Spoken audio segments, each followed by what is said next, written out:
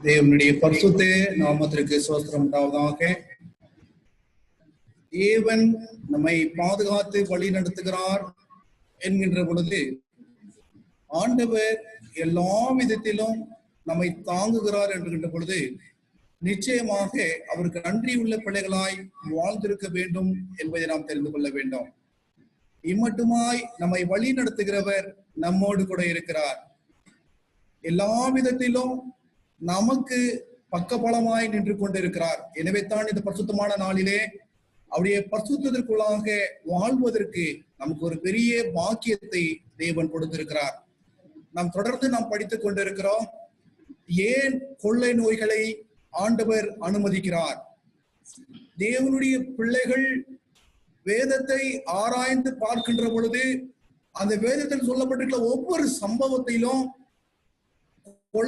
கொண்டு வரப்படுகின்ற கொள்ளை நோய்கள் தேவனுடைய சன்னதியிலிருந்தும் ஆலயத்திலிருந்தும் அவர் சமூகத்திலிருந்தும் வருவதை நாம் படித்துக் கொண்டிருக்கிறோம். காரணம், கிறிஸ்து என்கின்ற ஆட்டுக்குட்டியினுடைய ரத்தத்தினாலே கழுவப்படவில்லை என்று சொன்னால், அல்லது ரத்தம் தெளிக்கப்படவில்லை என்று சொன்னால், தேவனை சொந்த பலியாய் ஏற்றுக்கொள்ளவில்லை என்று சொன்னால், எனும் ஆண்டவருடைய உடன்படிக்கைகளை நாம் சரியான விதத்திலே புரிந்து நடக்கவில்லை என்று சொன்னால், இப்படிப்பட்ட சம்பவங்கள் அனுமதிக்கப்படுகிறது என்று சொல்லி வேதத்தின் மூலமாக நாம் தொடர்ந்து பார்த்து கொண்டு இருக்கிறோம். இன்று கூட மிக முக்கியமான ஒரு சத்தியத்திற்குள்ளாக நாம் படிக்க இருக்கிறோம். தேவ பிள்ளைகள் ஜெப சிந்தையோடு கூட நீங்கள் இருப்பீர்கள் என்று சொன்னால், இன்று பேச போகின்ற வார்த்தைகள் உங்களுக்கு உபயோகமாய் இருக்கும் என்பதிலே ஐயப்பாடுகள் கிடையாது. ஏன்?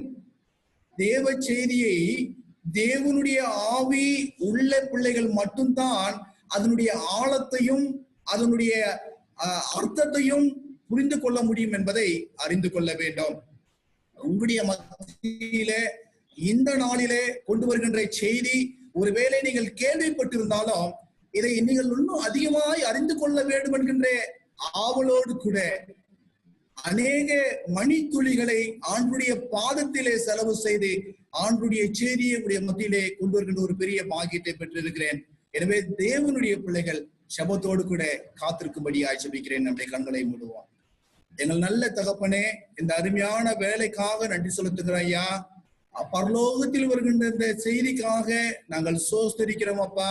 இந்த செய்திக்காய் காத்திருக்கிற பிள்ளைகளை நீங்க அறிந்திருக்கிறீங்க அப்பா. ஆண்டவரே, இணையதளத்தில் மூலமாக தங்களுடைய இல்லத்தில் இருந்து அல்லது பல இடங்களில் இருந்து கேட்டுக்கொண்டிருக்கின்ற பிள்ளைகளுக்காக நாங்கள் செபிக்கிறோம் அப்பா.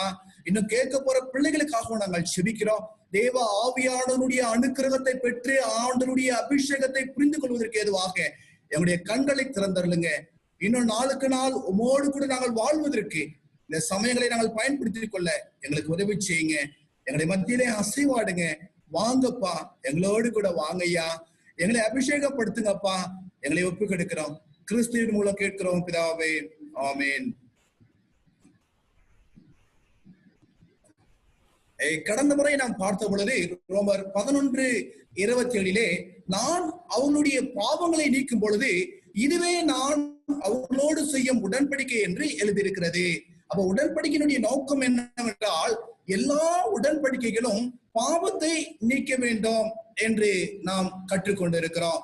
இந்த நாளிலே நாம் கற்றுக்கொள்ள போக வேண்டிய காரியம் என்னவென்று சொன்னால், கம் ஹோலி ஸ்பிரிட், பரிசுத்த ஆவியானவரே வாரும், பரிசுத்த ஆவியானவரே வாரும் என்ற தலைப்பின் கீழாக நம்ம படிக்க இருக்கிறோம். அதுல மிக முக்கியமாக உன்மேல் இருக்கிற என் ஆவி, ஆண்டவர் கர்த்தருடைய பிள்ளைகள் மேல் ஆவியை வைத்து இருக்கிறார். அந்த ஆவியை அவர் சொல்லுகின்ற பொழுது உன்மேல் இருக்கின்ற ஆவி. ஏசாயாவின் புஸ்தகம் 59வது அதிகாரம் 21வது வசனம்.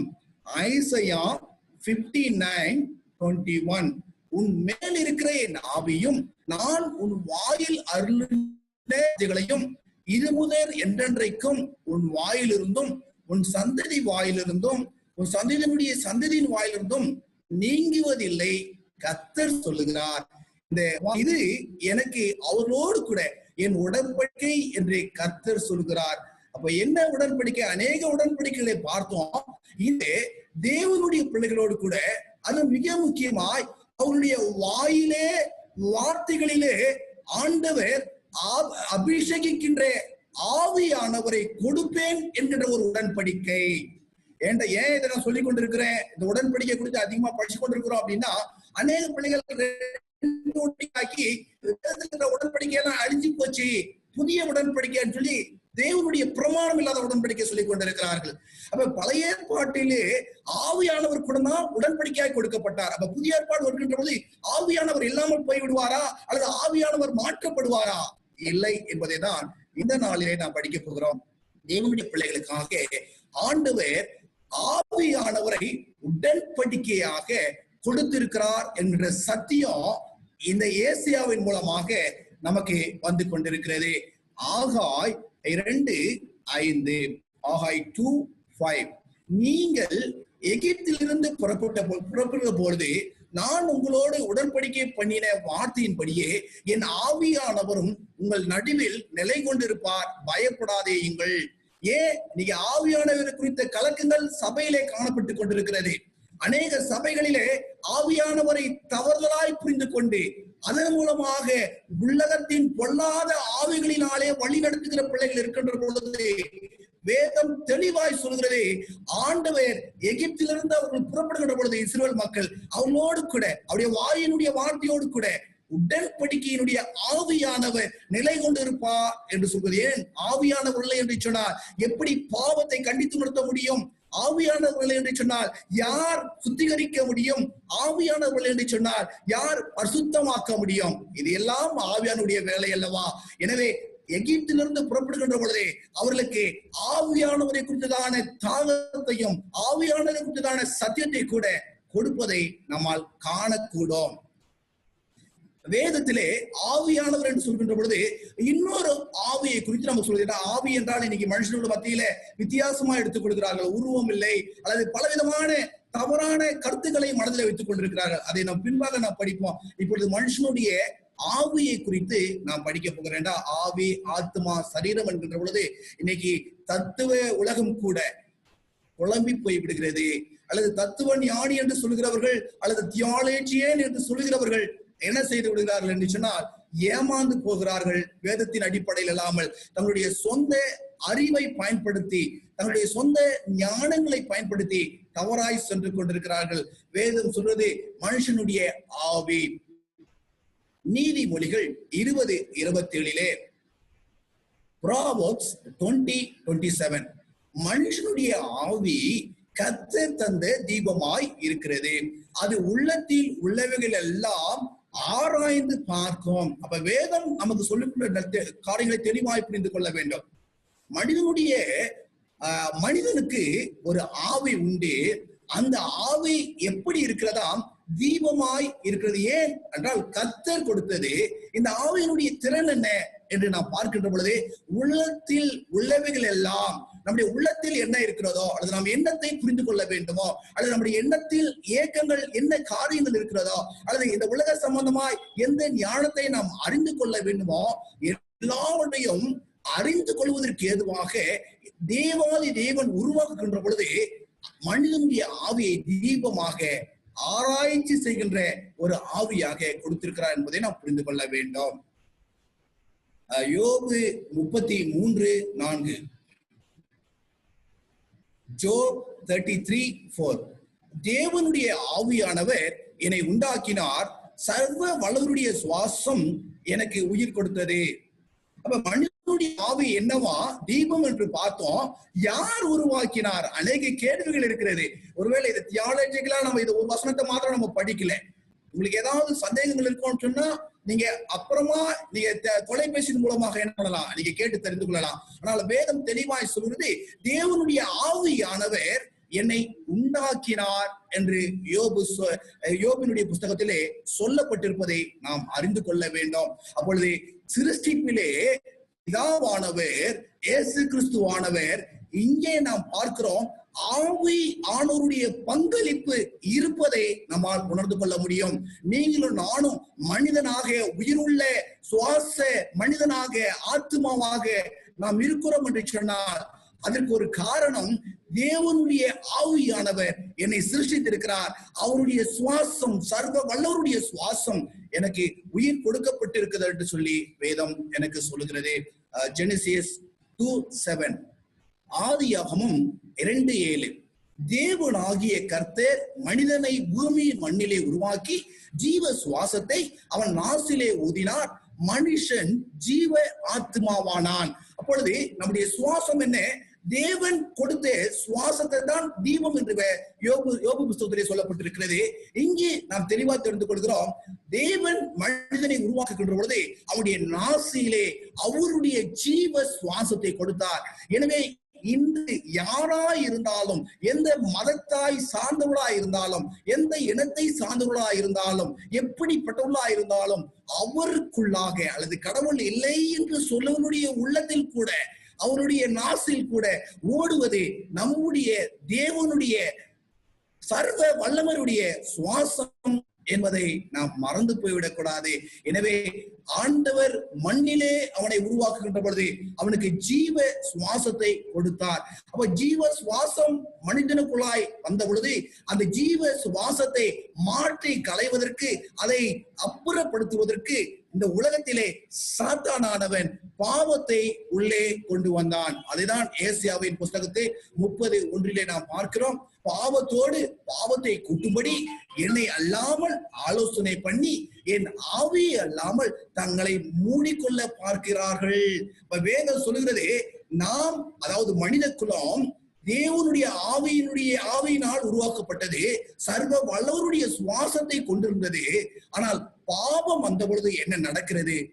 பாவம் வருகின்ற போது பாவம் செய்கிற ஒரு மனுஷன் என்ன செய்கிறான் என்பதை நாம் இந்த வசனத்தின் மூலமாக அறிந்து கொள்ள முடியும்.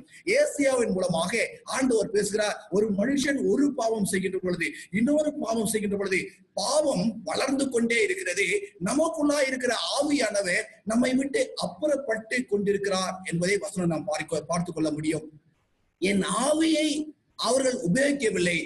மனிதனுக்கு தந்த ஆவி எப்படிப்பட்டதா? எல்லாவற்றையும் ஆராய்ந்து நிதானிக்கக்கூடிய ஆவி அவர்கள் பயன்படுத்தாத படிக்கு பாவங்கள் மேல் பாவங்கள் செய்து ஆவியானவரை மூடி போடுகிறார்கள். அது ஆவியானுடைய ஆலோசனையை, ஆவியானுடைய உதவியை பெறுவதற்கு இன்று வாழ்ந்து கொண்டிருக்கிற பிள்ளைகள் தவற விடுவதன் மூலமாக பெரிய பாவியாக மாறி விடுவதை நாம் பார்க்க முடியும். 1 கொரிந்தியர் 6:19, 1 கொரிந்தியர் 6:19, உங்கள் சரீரமானது நீங்கள் தேவனால் பெற்றும் உங்களில் தங்கியிருக்கிற பரிசுத்த ஆவியானுடைய ஆலயமா இருக்கிறது என்று நீங்கள் உங்களுடையவர்கள் அல்ல என்று அறிவீர்களா? அப்ப வேதவசனம் என்ன சொல்கிறது? பவுல் மூலமாக அவர் சொல்றார், கொரிந்து சபைக்கு எழுதுகின்ற பொழுது, நீங்க யார்? ஆவியை வெளியே அனுப்ப உங்களுக்கு அதிகாரம் இல்லை. நீங்கள் யார் என்று சொன்னால் பரிசுத்த ஆவியானவர் தங்குகின்ற ஆலயம் என்று சொல்லப்படுகிறது. ஒரு மனுஷன் ஆலயமாய் இருக்கிறான். மனிதனுடைய ஆவியோடு கூட பரிசுத்த ஆவி இணைகின்ற பொழுது அந்த உள்ளம் அல்லது அந்த மனிதன் ஆலயமாய் மாறுகிறான். அவனுக்குள்ளாய் பாவம் வருகின்ற பொழுது அவன் ஆலயமாய் இல்லாதபடிக்கு பரிசுத்த ஆலயத்தை மூடி போடுகிறான், அல்லது பரிசுத்த ஆவியானவரை மூடி போடுகிறான். என் அன்பு தேவனுடைய பிள்ளையே, உங்களுக்கு எச்சரிப்பை கொடுக்கும்படியாய் நான் உங்களுடைய மத்தியிலே பேசிக் கொண்டிருக்கிறேன். ஒருவேளை நீங்கள் உங்களை அறிந்தோ அறியாமலோ பாவத்தை செய்கின்ற பொழுது, ஏன்னா கடந்த முறை நாம் படித்திருக்கிறோம், பாவத்தை நீக்குவதுதான் உடன்படிக்கையினுடைய மூல அவசியம், அல்லது உடன்படிக்கையினுடைய அவசியம் என்று சொல்லி நாம் படித்திருக்கிறோம். அந்த பாவம் உங்களுக்குள்ள இருக்கும் என்று சொன்னால் உடன்படிக்கை வீணாகும். அது மாத்திரமல்ல, ஆண்டவருடைய ஆவியானவர் உங்களோடு கூட இருக்க போவதில்லை. நீங்கள் தேவனுடைய ஆலயம், மறந்து விடாதீர்கள் என்று சொல்லி ஆண்டவர் திரும்ப ஞாபகப்படுத்துகிறார். ஏசாயாவின் புஸ்தகத்திலே 59:2, உங்கள் அக்கிரமங்களே உங்களுக்கும் உங்கள் தேவனுக்கும் நடுவாக பிரிவினை உண்டாக்குகிறது, உங்கள் பாவங்களே அவர் உங்களுக்கு செவிகொடாதபடிக்கு அவர் முகத்தை உங்களுக்கு மறைக்கிறது. ஐசியா 59:2. அப்ப ஏசியாவில் இதை நாம் பார்க்கிறோம். என்ன அப்படின்னா, நம் பரிசுத்த ஆலயமாய் மாறக்கூடாதபடிக்கு, அல்லது ஆவியானவர் நமக்குள் தங்க கூடாதபடிக்கு காரணம் என்ன அப்படின்னு சொல்றாரு அப்படின்னா, நம்முடைய அக்கிரமங்கள், நம்முடைய பாவங்கள். என்னைக்கு ஒரு மனுஷன் பாவத்தை அப்புறப்படுத்துகிறானோ அப்பொழுதுதான் அதிலே ஆவியானவர் வருவதற்கு ஏதுவான ஒரு சூழ்நிலை ஏற்படுத்தப்படும். தேவனுடைய பிள்ளையே, ஆவியானவர் இல்லாததுனாலதான் திருச்சபை மிகவும் பின்தங்கி சென்று கொண்டிருக்கிறது. உண்மையான சத்தியத்தை சுமந்து செல்ல வேண்டியது திருச்சபை ஆவியானுடைய பயன்பாட்டை குறைப்பதன் மூலமாக, ஆவியானுடைய பயன்பாட்டை உணர முடியாத ஒரு சூழ்நிலையாலே இன்னைக்கு சபை பின்தங்கி கொண்டிருப்பதை நீங்கள் நானும் உணர்ந்து கொள்ள வேண்டும். பாவத்தை விட்டு வெளியே வருவோம், ஆவியானவருடைய ஆளாய் மாறுவோம். அநேக ஆவிக்குரிய பிள்ளைகளுடைய வாழ்க்கையை உயர்த்துவதற்கு நம்மை ஒப்பு கொடுக்க வேண்டும். 1 சாமுவேல் 16வது அதிகாரம் 14வது வசனம். 1 சாமுவேல் 16:14. கர்த்தருடைய ஆவி சவுலை விட்டு நீங்கினார். உங்களுக்கு நன்றாக தெரியும், ஆண்டவர் சவுலை ராஜாவாய் தேர்ந்தெடுத்துக் கொண்டார். கழுதையை தேடி போனவனை ஆண்டவர் அழைத்து ராஜாவாய் மாற்றி அவன் மேல் ஆவியை வைத்து அவனை தீர்க்க தரிசனம் சொல்ல வைத்து தன்னுடைய தேசத்தை ஆளுகின்ற பெரிய பொறுப்பை ஆண்டவர் அவனுடைய கரங்களிலே கொடுத்தார். கிருபையாக அவனுடைய பாவத்தை பாராதபடிக்கு ஆண்டவர் அவனுக்கு உதவி செய்தார். ஆனால் இந்த சவுல் ஆண்டவருடைய வார்த்தையை கேட்காதபடிக்கு, ஆண்டவருடைய சொல்லுக்கு கீழ்ப்படியாமல் தேவனுக்கு முரணாய் நடந்த பொழுது வேதம் தெளிவாய் சொல்கிறது, கர்த்தருடைய ஆவி சவுலை விட்டு நீங்கிற்று. இந்த செய்தியை கேட்டுக்கொண்டிருக்கிற பிள்ளையே, உன்னை விட்டு எப்பொழுது கர்த்தருடைய ஆவி நீங்கிற்று என்று நீ தெரிந்து கொள்ள வேண்டும். ஒருவேளை ஆவியானவரோடு கூட அபிஷேகம் உன்னை விட்டு நீங்கி இருக்கும் என்று சொன்னால், இன்றே உன்னை முழங்காலை படியிட்டு, என் ஆண்டவரே எனக்கு இறங்கும், என்னை விட்டு உடைய ஆவியை எடுத்துக்கொள்ளாதீரும் சவுலை என்று சொல்லி நீங்கள் செபிக்கும்படியாய் நான் உங்களை கேட்டுக்கொண்டேன். சவுல் எவ்வளவு பெரிய ஒரு அரசன், ஆனாலும் ஆண்டவருக்கு கீழ்ப்படியாததினாலே ஆண்டவருடைய ஆவி அவனை விட்டு அப்புறம் சென்றது. எபிரேய புஸ்தகம் 6வது அதிகாரம் 4வது வசனம். Hebrew 6:4. ஏனெனில் ஒரு தரம் பிரகாசிக்கப்பட்டும் பரிசுத்த ஆவியை பரம ரகசியத்தை ருசி பார்த்தும் பரிசுத்த ஆவியை பெற்றோம். அப்ப என்ன, ஒரு முறை நாம் பிரகாசிக்கப்பட்டு அல்லது பரம ரகசியங்களை நாம் அறிந்திருந்து பரிசுத்த ஆவியானவரை நாம் பெற்றிருந்து அதன் பின்பாக நாம் பாவம் செய்வோம் என்று சொன்னால், சில பிள்ளைகள் என்ன பண்ணுவாங்கன்னா, ஞானசனம் எடுத்தாச்சு அவ்வளவுதான், நமக்கு பரலோகத்துல இடம் உண்டு அப்படின்னு என்ன பண்ணுவாங்க அப்படின்னு சொன்னா, ஆவிக்குரிய வாழ்க்கையில வளர்வதற்கும் பரிசுத்த ஆவியானுடைய வழிநடத்துதல வளர்வதற்கும் என்ன பண்ண மாட்டாங்க, தங்களை ஒப்பு கொடுத்த பிள்ளைகளா இருக்க மாட்டாங்க. ஆரம்பத்திலே அவர்கள் கிறிஸ்துவை ஏற்றுக்கொண்ட பொழுது அவருடைய வாழ்க்கை எப்படி இருந்ததோ அதை ஒப்பிடுகின்ற பொழுது இப்பொழுது வாழ்கின்ற வாழ்க்கை வித்தியாசமா இருந்து கொண்டிருக்கும். தேவனுடைய பிள்ளையே, உண்மையிலே நீங்க ஆவியை பெற்றிருக்கலாம், பரிசுத்த ஆவியான ருசி பார்த்திருக்கலாம், ஆனால் அதை மறந்து பாவத்திற்குள்ளாய் நீங்கள் செல்வ என்று சொன்னார். சவுலை விட்டு கர்த்தருடைய ஆவியானவர் எப்படி நீங்கி போனாரோ அதே போல உங்களை விட்டும், யாரா இருந்தாலும் நீங்கள் எப்படிப்பட்டவர்களா இருந்தாலும் உங்களை விட்டும் ஆவியானவர் நீங்க கூடும் என்பதை மறந்து விடாதீர்கள். நீங்கள் ஊழியம் செய்வர்களா இருக்கலாம், ஊழியத்தை தாங்குகிறவர்களா இருக்கலாம், அல்லது ஊழியம் உங்களுடைய கரங்களில் இருக்கலாம், ஆனாலும் ஆவிக்கு விரோதமாய் நீங்கள் செயல்படுகின்ற பொழுது ஆவியானவர் உங்களை விட்டு விலகுவார் என்பதை மறந்துவிடக் கூடாது. ஆதி ஆகமம் 6வது அதிகாரம் 3வது வசனம். ஜெனிசியஸ் 6:3. அப்பொழுது கர்த்தர் என் ஆவி என்றென்றும் மனுஷனோடு போராடுவது இல்லை என்று சொல்கிறார். ஆண்டவர் ஒரு குறிப்பிட்ட காலம் வரைக்கும் தான் நம்மோடு கூட பேசி இருப்பார் இல்லைங்களா? சில சமயங்களை நீங்க யோசித்து பாருங்களேன், எத்தனை வருடங்களாய் ஆண்டவருடைய சத்தியத்தை நீங்க ஏற்று சாட்சியா நிக்க வேண்டும் என்று சொல்லி என் ஆவியானவர் உங்களோடு கூட அணுதினம் போராடி கொண்டிருக்கிறார். போதகர் மூலமாக, கர்த்தருடைய வார்த்தையின் மூலமாக, வேத வசனத்தின் மூலமாக, பரிசுத்த ஆவியானவர் விசுவாச பிள்ளைகள் மூலமாக, ஊழியர்கள் மூலமாக நீங்கள் பாவத்தை விட்டு மனம் திரும்பு என்று சொல்லி ஒவ்வொரு முறை சொல்லுகின்ற பொழுது அதை அற்பமாய் எடுத்துக்கொள்கிற பிள்ளைகளே, உங்களுக்கு எச்சரிக்கை. ஆண்டுடைய வார்த்தையை அற்பமாய் யோசிக்கிற பிள்ளைகளே, கர்த்தருடைய அபிஷேகம் பெற்ற ஊழியக்கார பிள்ளைகளை அற்பமாய் நினைக்கிற தேவனுடைய பிள்ளைகளே, உங்களுக்கு எச்சரிக்கை. மறந்து விடாதீர்கள். ஏன்? ஆண்டவர் உங்களோடு கூட போராட போவது கிடையாது. உடனே நீங்க நினைக்கலாம், கர்த்தர் அன்பானவர், நான் ஜெபம் பண்ணா ஆண்டவரை கேட்டுடுவாரு அப்படின்னு பாவம் பண்ற பிள்ளைகள் அநேகர் உண்டு. பரவாயில்ல, மேடம் மனுஷன் தானே, மனுஷ இயல்பு என்று சொல்லி பாவம் பண்ணிக்கொண்டே இருக்கிறார்கள். ஆனால் ஆண்டவருடைய தருணம் எத்தனை கொடுக்கப்படும் என்று நமக்கு தெரியல. ஆனா வேதம் சொல்கிறது கர்த்தருடைய ஆவி என்றென்றும் மனுஷனோடு போராடுவதில்லை. இங்கே போராடுவது என்னது? இந்த உலகத்திற்கு அழிவு வந்தது, மறந்து விடாதீர்கள். நோவா மூலமாய் 120 வருஷமாய் அந்த மக்களுக்கு சத்தியம் கொடுக்கப்பட்டது.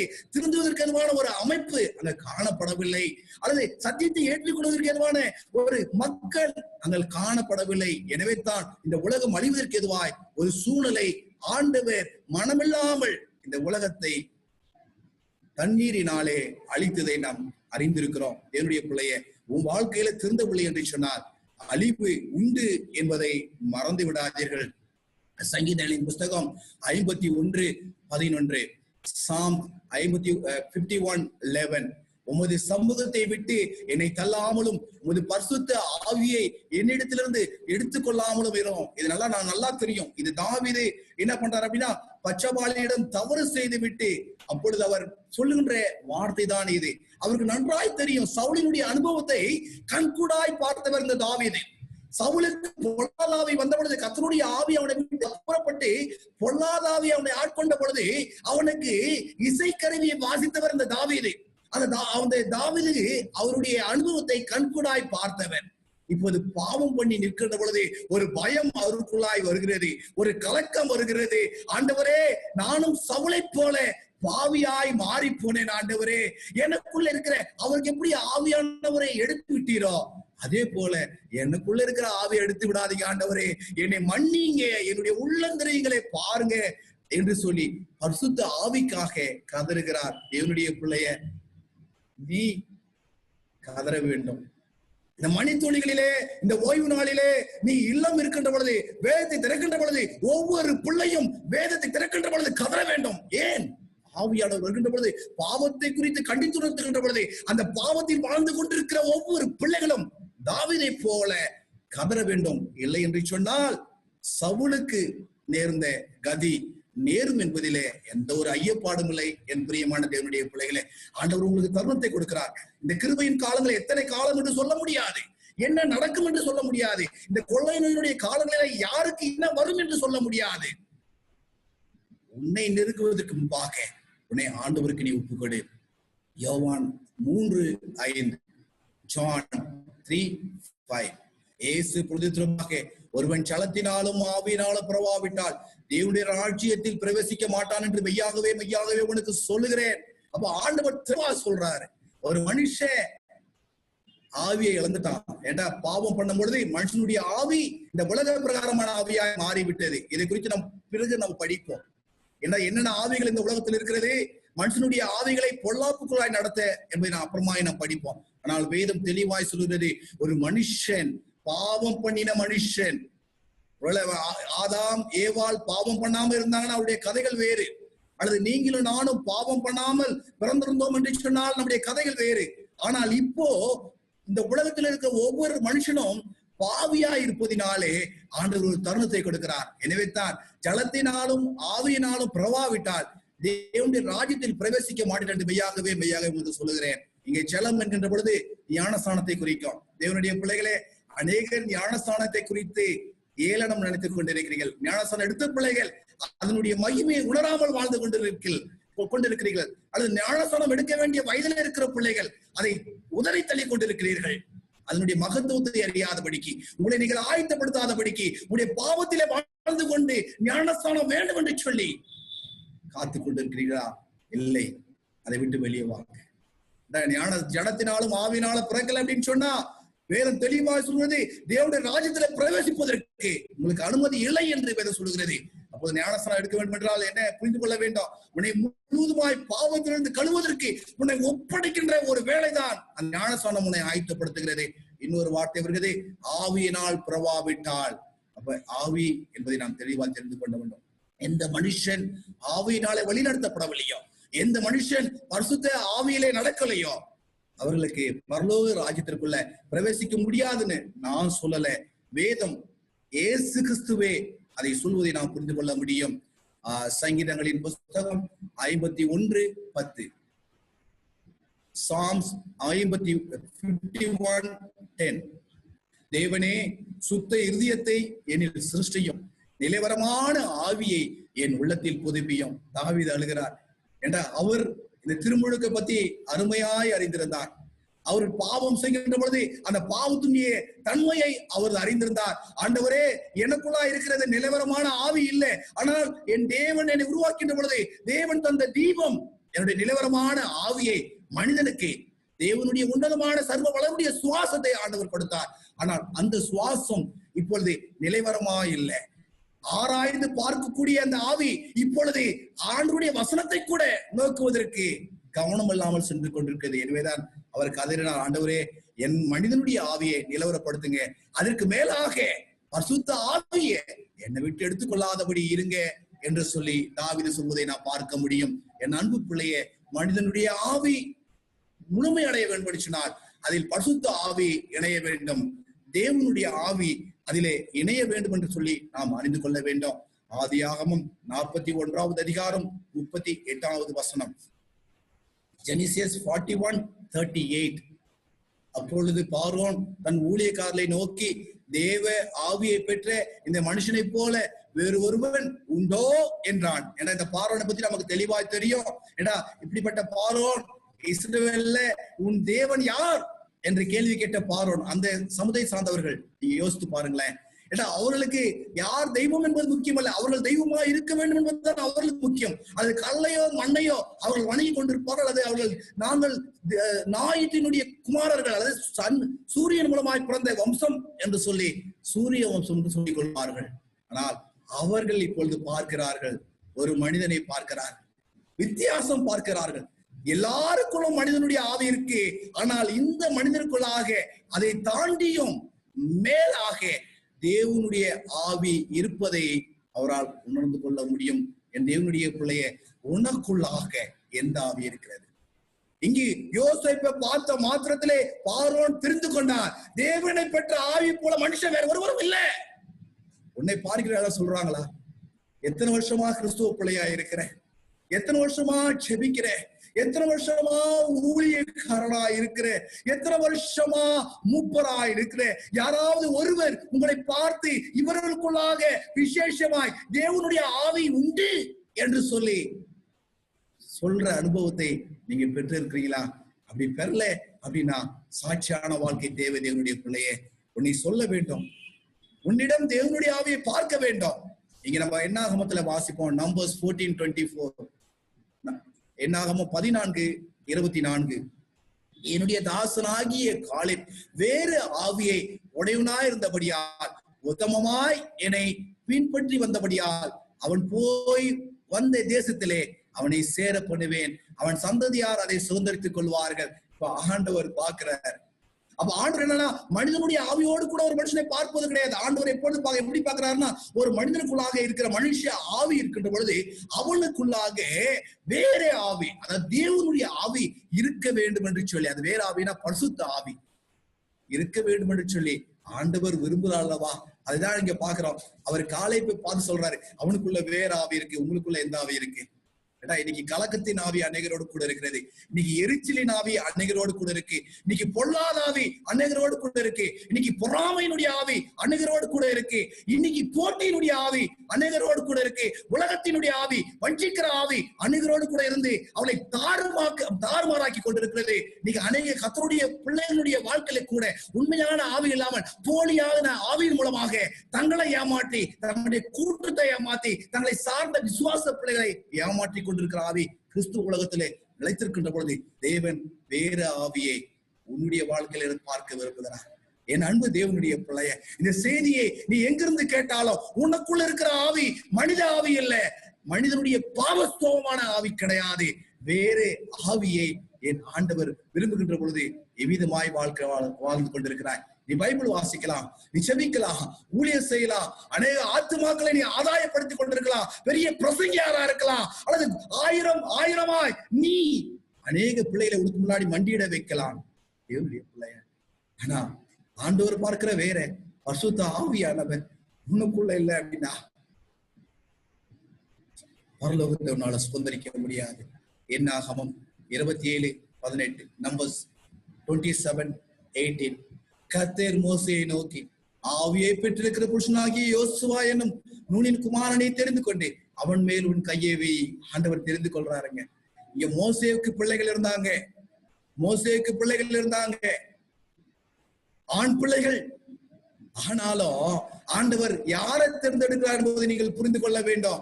யோசுவாவை ஆண்டவர் தெரிந்து கொள்வதற்கு காரணம் உண்டு. ஏன்னா ஆண்டவர் கர்த்தர் மோசேவா சொல்றாரு, பாரு அங்க பாரு வித்தியாசம், யோசுவாவிட்ட வித்தியாசம் பாரு, எப்படி காலேப்ட எப்படி வித்தியாசம் பார்த்தாரோ அதே போல ஆண்டவர் யோசுவாட்ட வித்தியாசம் பார்க்கிறார். என்ன வித்தியாசம் பார்க்கிறார் அப்படின்னா, ஆவியை பெற்றிருக்கிற ஒரு அனுபவம். என் தேவனுடைய பிள்ளைய, உன் வாழ்க்கை எத்தனை வருஷங்க நம்ம அட்வென்டிஸ்டா வாழ்ந்துட்டு இருக்கோம், எத்தனை வருஷம் கிறிஸ்துவனாய் வாழ்ந்திருக்கிறோம்.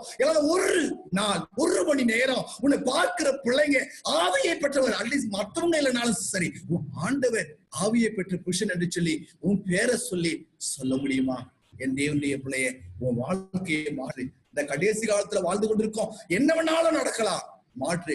உபாகமம் 34:9, டியூட்டரானமி 34:9, மோசே நூனின் குமாரனாகிய யோசுவாவின் மேல் தன் கைகளை வைத்தபடியால் அவன் ஞானத்தின் ஆவியினால் நிரப்பப்பட்டான். என்னன்னா, ஏற்கனவே ஆவி பெற்றிருக்கிறாரு, இப்ப மோசே அவருடைய கையை அவர் மேல வைக்கின்ற பொழுது இப்போது யோசுவாவுக்கு ஞானத்தின் ஆவி வருகிறது என்ற விதம் சொல்கிறது. தேவனுடைய பிள்ளைய, நீ ஆவியை பெறல அப்படின்னு சொன்னா இந்த வேத ஞானத்தால் இருந்த எழுத்துக்கள் உண்மையில் வராது. இந்த வேதத்தை அறிந்து கொள்கின்ற எண்ணம் உனக்கு வராது. இந்த வேதத்தை கேட்கின்ற பொழுது உனக்கு தூக்க ஆவி வரும், கணனித்தினுடைய ஆவி வரும், சத்திய ஆவி வராது. எனவேதான் இங்கு யோசுவா தேவனுடைய ஆவியை பெற்றதுனால அவருக்குள்ளாக ஞானத்தின் ஆவி வருவதற்கு அது உபயோகமாய் இருந்தது. உனக்கு என்ன ஆவி இருக்கிறது, நமக்கு என்ன ஆவி இருக்கிறது? யோசித்து பாருங்க தேவனுடைய பிள்ளைகளை. ஏசாயாவின் புஸ்தகம் 44வது அதிகாரம் 3வது வசனம். ஐசையா 44:3, தாகமுள்ளவன் மேல் தண்ணீரையும் வறண்ட நிலத்தின் மேல் ஆறுகளையும் ஊற்றுவேன், உன் சந்ததியின் மேல் என் ஆவியையும் உன் சந்தானத்தின் மேல் என் ஆசீர்வாதத்தையும் ஊற்றுவேன். வேதம் சொல்லுது என்ன அப்படின்னா, தாகமுள்ளவன் மேல். நீ கொஞ்சம் யோசித்து பாருங்களேன். நீங்க யோசிக்கலாம், நான் இங்க உட்கார்றேன் அப்படின்னா எந்த சூழ்நிலை உட்கார்ந்து இருக்கிறேன்னு எனக்கு மட்டும்தான் தெரியும், என்னுடைய சூழ்நிலை தெரியும் இல்லைங்களா? உங்களுடைய சூழ்நிலை உங்களுக்கு தெரியும். தாகமுள்ள ஒரு பிள்ளைகளா இருக்கிறீங்களாமா?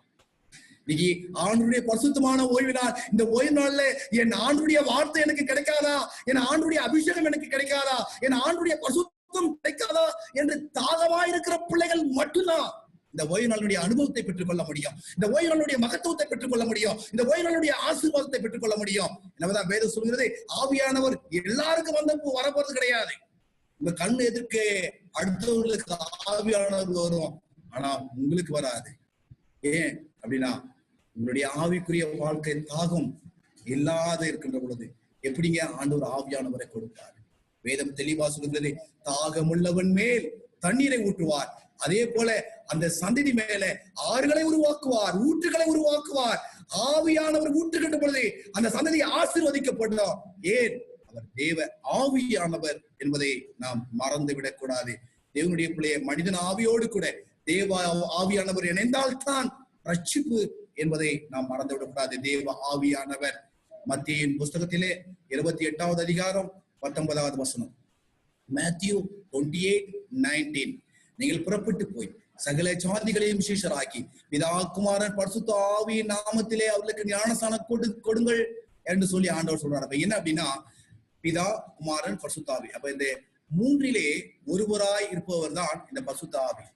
வேதம் நமக்கு சொல்லுது, நீங்க போய் பரிசுத்த ஆவியில அவங்களுக்கு ஞானஸ்நானம் கொடுங்க, அந்த நாமத்துல ஞானஸ்நானம் கொடுங்க அப்படின்னது. ஆனா இன்னைக்கு நம்முடைய அனுபவம் எப்படி இருக்கு தெரியுமா?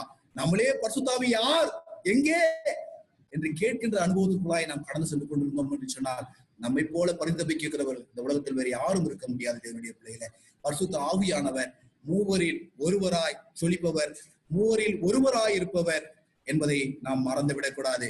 1 பீட்டர் 1:12, 1 பேதுரு 1:12, பரலோகத்திலிருந்து அனுப்பப்பட்ட பரிசுத்த ஆவியினாலே உங்களுக்கு சுவிசேஷத்தை.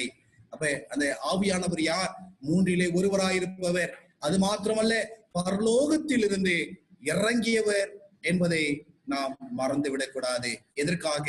சுவிசேஷத்தை அறிவிப்பதற்காக, சுவிசேஷத்தை கேட்பதற்காக. ஆதியாகமம் 1வது அதிகாரம் 2வது வசனம். ஜெனிசிஸ் 1:2. பூமியானது ஒழுங்கின்மையும் வெறுமையுமாய் இருந்தது, ஆழத்தின் மேல் இருள் இருந்தது, தேவ ஆவியானவர் ஜலத்தின் மேல் அசைவாடி கொண்டிருந்தார்.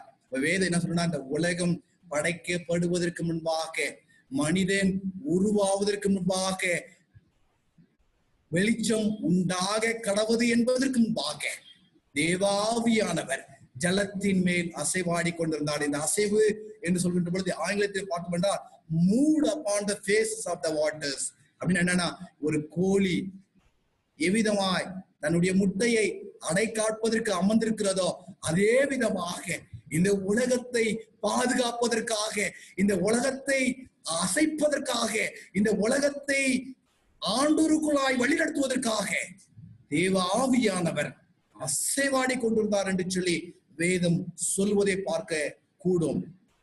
சில சமயத்துல என்னன்னா, புதிய ஏற்பாட்டுல தான் ஆவியானவர் என்று தவறா எடுத்துக்கொள்கிறார். நம்ம பின்னாடி படிக்க போகிறோம். ஆனா இல்லைங்க, இந்த உலகம் தோற்றத்தின் முன்பாகவே ஆவியானவர் ஜலத்தின் மேல் அசைவாடி கொண்டதால் மூவரில் ஒருவராய் ஜொலித்துக் கொண்டிருந்தார். பரலோகத்திலிருந்து நமக்காய் இறங்கி நம்மை பாதுகாத்துக் கொண்டிருந்தார் என்பதை மறந்துவிடக் கூடாது. 1 கொரிந்தியர் 2வது அதிகாரம் 10வது வசனம். 1 கொரிந்தியர் 2:10. நமக்கோ தேவன் அவர்களை தமது ஆவியினாலே வெளிப்படுத்தினார். அந்த ஆவியானவர் எல்லாவற்றையும், தேவனுடைய ஆழங்களையும் ஆராய்ந்து இருக்கிறார். அப்ப வேதம் தெளிவாய் சொல்வதை ஆவியானவர் வெளிப்படுத்துகிறார். அந்த ஆவியானவர் எப்படிப்பட்ட அப்படின்னா, அவர் தேவனுடைய ஆழங்களை ஆராய்ந்து இருக்கிறவர். வேதம் சொல்லுகிறது தேவனுடைய ஆவி தேவனுடைய காரியங்களை அறிந்து கொள்ளும். அப்ப இங்க தேவ ஆவியானவர் வேதம் சொல்லி எல்லாவற்றையும் என்று சொல்லி நீங்க நல்லா கவனிக்கலாம். அந்த வசனத்துல எல்லாவற்றையும் ஒன்று கூட அவருடைய நாலேஜுக்கு வராம போயிடாது, அவருடைய அறிவுக்கு வராம போயிடாது. எல்லாவற்றையும் அறிந்திருக்கிறார். அது மாத்திரமல்ல, தேவனுடைய ஆழங்களை அறிந்திருக்கிறவர். ஏன் என்றால் மூவரில் ஒருவர் என்பதை நாம் புரிந்து கொள்ள வேண்டும். சங்கீதங்களின் புஸ்தகம் 139:7. Psalms 139:7. உம்முடைய ஆவிக்கு மறைவாக எங்கே போவேன், உம்முடைய சமூகத்தை விட்டு எங்கே ஓடுவேன், எங்கே போனாலும் ஆவியானவர் இருக்கிறார். எங்கும் நிறைந்து, எங்கும் வியாபித்து, எல்லாவற்றையும் அபிஷேகித்து, எல்லா இடங்களிலும் நிறைந்து இருக்கிறவர் இந்த ஆவியானவர். அதனால சங்கீதம் சொல்றாரு, எங்கயா போவேன், எங்க போனாலும், சமுத்திரத்துக்கு ஆழத்துக்கு போனாலும், நான் வானத்துக்கு மேலே ஏறினாலும் என் பரிசுத்த ஆவியானவரே, என் ஆவியானவரே நீர் அங்கே இருக்கிறீர் என்று சொல்லி சொல்றாரு. அதனாலதான் சங்கீதக்காரர் சொல்றாரு, ஏப்பா என்னை விட்டு உங்களுடைய ஆவியை எடுத்துக்கொள்ளாதீங்கப்பா. இங்க வேதம் சொல்றது, கர்த்தருடைய பிள்ளைகளை ஆண்டவர் வழி நடத்துவதை நான் பார்க்க முடியும். என்னாகமம் 11வது அதிகாரம் 25வது வசனம். கர்த்தர் மேகத்தில் இறங்கி அவனோடு பேசி அவன் மேலிருந்த ஆவியை மூப்பனாகிய அந்த 70 பேர் மேலும் வைத்தார். அந்த ஆவி அவர்கள் மேல் வந்து தங்கின மாத்திரத்தில் தீர்க்க தரிசனம் சொன்னார்கள். இங்க வேதம் தெளிவா சொல்றது, மோசேயின் மேலே ஆவி இருந்தது. கர்த்தர் அந்த ஆவிய மோசேயின் மேல மாத்திரம் கிடையாது, மூப்பர்கள் மேல் 70 மூப்பர்கள் மேல ஆண்டவர் வைத்தார் என்று சொல்லி வேதம் சொல்றது. என் தேவனுடைய பிள்ளைய, ஊழியக்காரன் மேல மாத்திரம் கிடையாது. ஒரு சபை வளரணும் அப்படின்னு சொன்னா ஊழியக்காரன் மட்டும் அல்ல, அதில் இருக்கிற மூப்பர்கள் மேலே ஆண்டவருடைய கரங்கள் வைக்கப்பட்டு பரிசுத்த ஆவியின் மூலமாய் அவர்கள் என்னைக்கு அபிஷேகம் பண்ணப்படுகிறார்களோ அப்பொழுதுதான் திருச்சபையும் ஊழியமும் வளரும் என்று சொல்லி அறிந்து கொள்ள வேண்டும். மூப்பனா இருக்க தகுதினா தெரியுங்களா? பாவத்தை விட்டு வெளியே வா, ஆண்டவரோடு கூட வாழு. வேற ஆவி, விசேஷித்த ஆவி உனக்குள்ளா இருப்பதை தேசம் பார்க்கட்டும், உன் குடும்பம் பார்க்கட்டும், உன்னை சார்ந்தவர்கள் பார்க்கட்டும். அப்பொழுதுதான் ஆவியானவர்கள் கொடுக்கப்படுவார். ஏசாயாவின் புஸ்தகம் 63:12. ஐசையா 63:12. அவர்கள் நடுவிலே தம்முடைய பரிசுத்த ஆவியை இருக்க கட்டளையிட்டு மோசேயினுடைய வலக்கையை கொண்டு அவர்களை தமது மகிமையின் புயத்தினாலே நடத்தி தமது நித்திய கீர்த்தியை உண்டாக்க அவர்களுக்கு முன்பாக தண்ணீரை பிளந்து. தெளிவாய் சொல்லுது, ஜலத்திலே அசைவாடி கொண்டிருந்த ஆண்டவர் என்ன பண்ணாருங்களா, மோசே புறப்படுகின்ற பொழுது மோசையோடு கூட இருந்து அவருடைய வலைகரமா இருந்து அந்த இஸ்ரவேல் மக்களை வழி நடத்தி அவருடைய மகிமையினாலே அவருடைய புயத்தினாலே வழி நடத்தி நித்திய கீர்த்தி உண்டாக அநேக அற்புத அடையாளங்கள் செய்து வருவது கிறிஸ்து மாத்திரமல்ல. வேதம் சொல்கிறது பரிசுத்த ஆவியும் கூட. பரிசுத்த ஆவிய தவறாய் புரிந்து கொள்றீங்க. ஏன்டா இன்னைக்கு அநேகர் பழைய ஏற்பாட்டுல இருந்து வழி நடத்துனது யாருன்னு அப்படின்னு புரிந்து கொள்ளாத கிறிஸ்துவ பிள்ளைகள் இருந்திருக்காங்க. அவர் பிதாவானவர், குமாரன் புதிய ஏற்பாடு, பரிசுத்த ஆவி அதுக்கப்புறம் அப்படின்னு தங்களை என்ன பண்றாங்கன்னா தவறாய் புரிந்து கொண்டு சத்தியத்தை குலைத்து கொண்டிருக்கிறார்கள். ஆனா வேதம் தெளிவா சொல்றது, மோசையோடு கூட இருந்து வழி நடத்தியது அந்த கன்மலை கிறிஸ்து. ஆனால் அவளோடு கூட இருந்த நபரும் யார் என்று வேதம் சொல்லிருச்சுன்னா பரிசுத்த ஆவியானவர் கூட மோசையோடு கூட இருந்து இஸ்ரேல் மக்களை வழி நடத்தினார் என்பதை நாம் மறந்து விடக்கூடாது. தேவனுடைய பிள்ளைகளை வேதம் சொல்கிறது, யாத்திராகமம் 31:5. இப்பொழுது தேவன் தன்னுடைய ஜனங்களோடு கூட வாழ விரும்புகிறார். நான் உடைய மத்தியிலே வாசம் பண்ணுவதற்கு எனக்காக பரிசுத்த ஸ்தலத்தை உண்டாக்குவார்களாக என்று சொல்லி யாத்திராகமம் 25:8 சொல்கிறார். இங்கே அது செய்வதற்கு வேதம் சொல்வது எக்ஸோடஸ் 31:5 மற்றும் சகலவித வேலைகளையும் யூகித்து செய்கிறதற்கு வேண்டிய ஞானமும் புத்தியும் அறிவும் அவனுக்கு உண்டாக்க அவனை தேவ ஆவியினாலே நிரப்பினேன். அப்ப ஒரு மனுஷனுக்கு எப்ப புத்தி உண்டாகும், ஒரு மனுஷனுக்கு எப்ப ஞானம் உண்டாகும், ஒரு மனுஷனுக்கு எப்ப அறிவு உண்டாகும் அப்படின்னா பரிசுத்த ஆவி அவனுக்குள்ளாக இறங்கினாதான். ஏன்னா சிலர் பார்க்கலாம், ஒரு சத்தியத்தை 1000 தடவை சொல்லி கொடுத்திருப்போம், தலையில ஏறவே ஏறாது. 1000 தடவை சத்தியத்தை சொல்லி கொடுத்திருப்போம், புரிந்து கொள்ளவே முடியாது. அப்படின்னா ஒரு ரீசன் இருக்குங்க, அந்த பிள்ளைகள் தாகமா இல்ல அந்த பிள்ளைகள் ஆண்டுடைய ஆவியினால வழி நடத்தப்படல என்பதை ஈஸியா நம்மளால புரிந்து கொள்ள முடியுங்க. ஏட்டா ஆவியினுடைய கால ஆவிக்காரங்க என்ன பண்ண முடியும், அறிந்து கொள்ள முடியும்.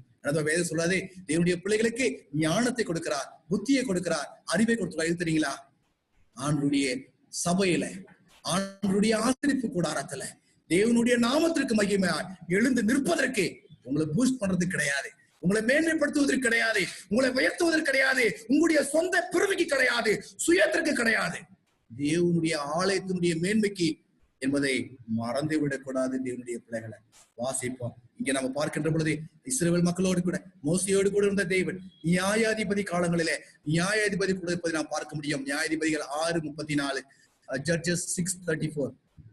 கர்த்தருடைய ஆவியானவர் கிதியோன் மேல் இறங்கினார் நம்ம பார்க்கலாம். அப்ப அங்க நான் ஒரு வசனத்தை தான் நான் எடுத்திருக்கிறேன் நேர குறைவினால. அநேக வசனங்கள் நியாயாதிபதிகள் எவ்விதமாய் நியாயம் தீர்த்தார்கள், ஆண்டவர் அவளோடு கூட இறங்கினார், அப்படியே பலவீனங்களில் அவர்களை உற்சாகப்படுத்தி அப்படியே பயத்தை நீக்கி நான் உன்னோடு கூட இருக்கிறேன். நியாயாதிபதிகளுடைய உள்ளத்திலே ஆண்டவர் பேசி அவர்களை மூலமாக தன்னுடைய மக்களை வழி நடத்தினார். ராஜாக்கள் மூலமாக நான் சொல்ல எனக்கு நேரம் கிடையாது, நான் வேகமா போயிட்டு இருக்கிறேன் தேவனுடைய பிள்ளைகளை. என்ற இங்க வேதம் சொல்வது 1 சாமுவேல் 10:6, அப்பொழுது கர்த்தருடைய ஆவி உண்மையில் இறங்குவாய், நீ அவர்களோடு கூட சொல்வாய், வேறு மனுஷனாவாய். அப்ப வேறு மனுஷனான அனுபவம். இங்கே சவுலை பார்த்து சாமுவேல் சொல்றாரு வேறு மனுஷனான அனுபவம். அதான் நம்ம வாசித்தோம் இல்லையா. பார்வோன் யோசேப்பை வேறு மனுஷனாய் பார்த்தார், அதே போல காலேபு வேறு மனுஷனாய் தெரிந்தார், யோசுவா வேறு மனுஷனாய் தெரிந்தார். இங்க கூட சாமுவேல் சவுலை வேறு மனுஷனாய் ஆரம்பம் என்று யோசித்தார். ஆண்டவர் இன்றும் உன்னை பார்க்க ஆண்டு விருப்பப்படல, உன்னை வேறு மனுஷனாக ஆவியை பெற்ற மனுஷனாக ஆண்டவர் பார்க்க விரும்புகிறாரு. 1 சாமுவேல் 16:13, 1 சாமுவேல் 16:13. அப்பொழுது சாமுவேல் தைல குப்பி எடுத்து அவன் சகோதரர் நடுவே அபிஷேகம் பண்ணினான். அந்த நாள் முதல் கொண்டு கர்த்தருடைய ஆவியானவர் தாவீதின் மேல் வந்து இறங்கி இருந்தார்.